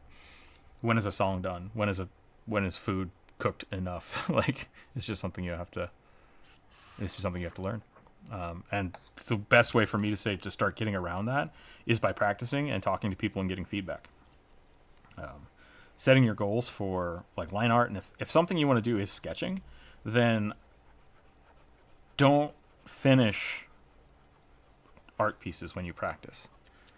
Like set up a goal and say, I'm going to practice art for 30 minutes, and in that 30 minutes I want 10 sketches. That means you have 3 minutes for each sketch, and then you move on, right? And so you're not trying to finish this in 3 minutes. You're going to spend 3 minutes and see what you can get done in 3 minutes. And when that 3 minutes is up, this piece is finished. Doesn't have to be good. Doesn't have to be perfect. Doesn't have to be done. But it is finished. You're never going back to that. You move on to the next one.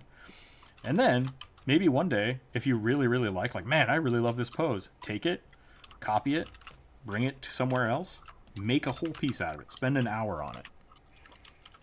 See where you can get. That's how art should work. Like, it's iterative. It's called iterative design. Just going one step at a time and not being afraid to go back a step. Try something. Failure is always an option. Failure is great because you learn from failure. And don't be afraid to just redo things. So I just gave you guys my 5-minute college course. Like, that was all of my college just taught me. That's what college taught me. Failure is always an option. So, yeah. You're welcome. I just saved you all like $120,000. So, Thank you. yep. Deadlines are important for projects. They are. Yeah, deadlines are really important for projects. And that's also part of like learning how to learn, is not just learning how to deal with deadlines, but being able to give yourself deadlines. Like, that's very important if you want to be successful, like business-wise successful. Because if you never have deadlines, you're gonna struggle. You're gonna struggle, and that's tough. And that can also be something that you talk to a therapist about. Like, I just can't make deadlines. It's like, well, let's talk about that. Let's figure that out. Thank you, Jonas. I appreciate your two euros. Enjoy the €2. I don't know how many dollars it is. I think it's pretty close to 2 right now. I think they're back to being pretty comparable. I'm irrationally paranoid that if I mess up something, I can't fix it. Yeah, I mean, failure is always an option, and it's sometimes it's better to just start over. Like, that's my biggest advice to people, is if you feel like you're struggling with a piece of art, scrap it. Start over. Just start over. You're going to do it better and faster the second time. It's the best thing you could learn. Mm-hmm. Especially when I was doing 3D modeling, so many times you'd spend 4 or 5 hours trying to like finesse something, get something just right, and it just doesn't work and doesn't work and doesn't work. And it's like, fuck it. Start over from the beginning and you finish it in 20 minutes. It's just like, why did I waste 4 hours trying to save this when I can just redo it in 20 minutes? Do it much faster Yeah. once you do it once. That's what I tell other people who are like starting over a single piece, like just start over. Yeah, just start over. It's easier. Just to. Yep, and I think going through and doing those kind of practices where you just do a lot of small sketches kind of helps people be okay with that, because like every time you start a sketch, and this goes for everybody and a lot of people in the Discord, they feel like they start a piece and they have to finish it and it has to become a perfect piece. It's like, no. Like, for everything I sketch, like, I would say maybe 2 of them out of 10 become finished pieces, maybe. Most of the time my sketches just stay sketches, and it just doesn't matter. For me, it's like 1 or 100. Yeah. Like, I like sketching more than finishing stuff. Yeah. Sketching is fun. I love sketching. And that's why, like, so when I do my daily sketches right now, I probably spend 20, 30 minutes a day sketching. I fucked up again, Jonas, and I missed one of my days. So I did one sketch a day, and I marked it off, and I got to, I think, 670. And then I forgot because I was working on my leather belt. And so I stayed up until like 1 a.m. working on the belt, and then just went to bed. And then I woke up in the morning and I was like, oh, God damn it. I didn't draw yesterday. So now I'm back to day 2. I think today will be day 2. I think you need to give yourself an alarm on the phone. I mean, normally, so part of it for me, like, there have been a few times when I'll forget and like I'll lay down in bed and then just be like, I haven't drawn. Like, I'm usually pretty good at it now. It's one of those things where, yeah, it's one of those things where I've made it part of my life, and now so I no longer have to be disciplined about it because it's part of my day. It's like brushing my teeth. Like, it's like, oh, it's time to sit down and draw something. Here's also a thing. If you can't like start any new sketches, you can just continue on an old sketch and mess with that. Yeah. That's what I do sometimes.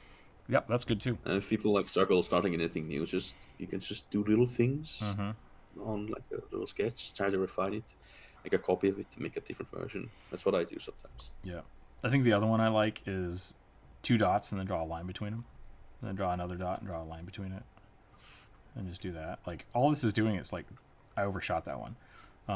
This is just pencil control. Like, these are the practices you can do. I have the cleanest lines from paper, like real life paper, because I practice so much drawing with ballpoint pens. Yeah. Oh yeah. Different mediums. So you that's have to fun too sometimes. You really have to make very little mistakes. And my line work is completely different on like PC. Then I really like wax pencils for paper. They turn out really nice. They feel a lot like the round brush to me. So yeah. Share your stuff with the Discord, and then be ready for critique. Don't be assholes to each other. I want to share in Patreon. If you want to see my stuff, sometimes get the Patreon. Lots of cool stuff for the Patreon members. Would you rather have as a power drawing things into real life temporarily, or drawing beings portals to little temporary worlds based on your drawings? I don't know what the second one would be, and the first one would be terrifying, and I would not ever draw. Both cases are terrifying for me. I don't think I should have that power. I would not want either of those powers, I don't think. That's just the end of the world. Yeah. Oops, I accidentally drew a black hole. Everybody dies. I draw monsters all the time, On the plus side, as it's now 2:30, so I'm going to call it here. I bought a printer yesterday. So Patreon members this month will be, if you're a bugbear or above, will be getting prints of something. I'll figure out what, but yeah. What's the wisdom of the day? I think the wisdom of the day was failure is always an option. It's okay to fail. Yeah. Don't be afraid. It's really hard not to be afraid, but yeah, For everyone who is paralyzed by failure, I recommend trying to find a way to work through that, because that will just send you so far forward in life if you can be okay with failure. There's a saying about fear. Bravery is not the absence of fear. It's overcoming it. Yeah, I like that. I thought you were going to say fear is the mind killer. No. Which is also good. Fear is the fuel. It's the greatest motivator there is. Nice. You can always use it to your advantage. Okie doke. I think that's it. I think that's where we're going to call it. Thanks again, everybody. We'll be back next week. Go ahead and I'll put up a post on Monday for people to add their ideas for next week's stream. Wednesday and Friday. Friday, hopefully, maybe have the kiddo around. I don't know. We'll find out. We're just in the wait mode, so the next few weeks might be a little weird. But otherwise, stay happy, stay healthy, keep your dice on the table, and we'll catch you next time. Bye, everyone. Bye.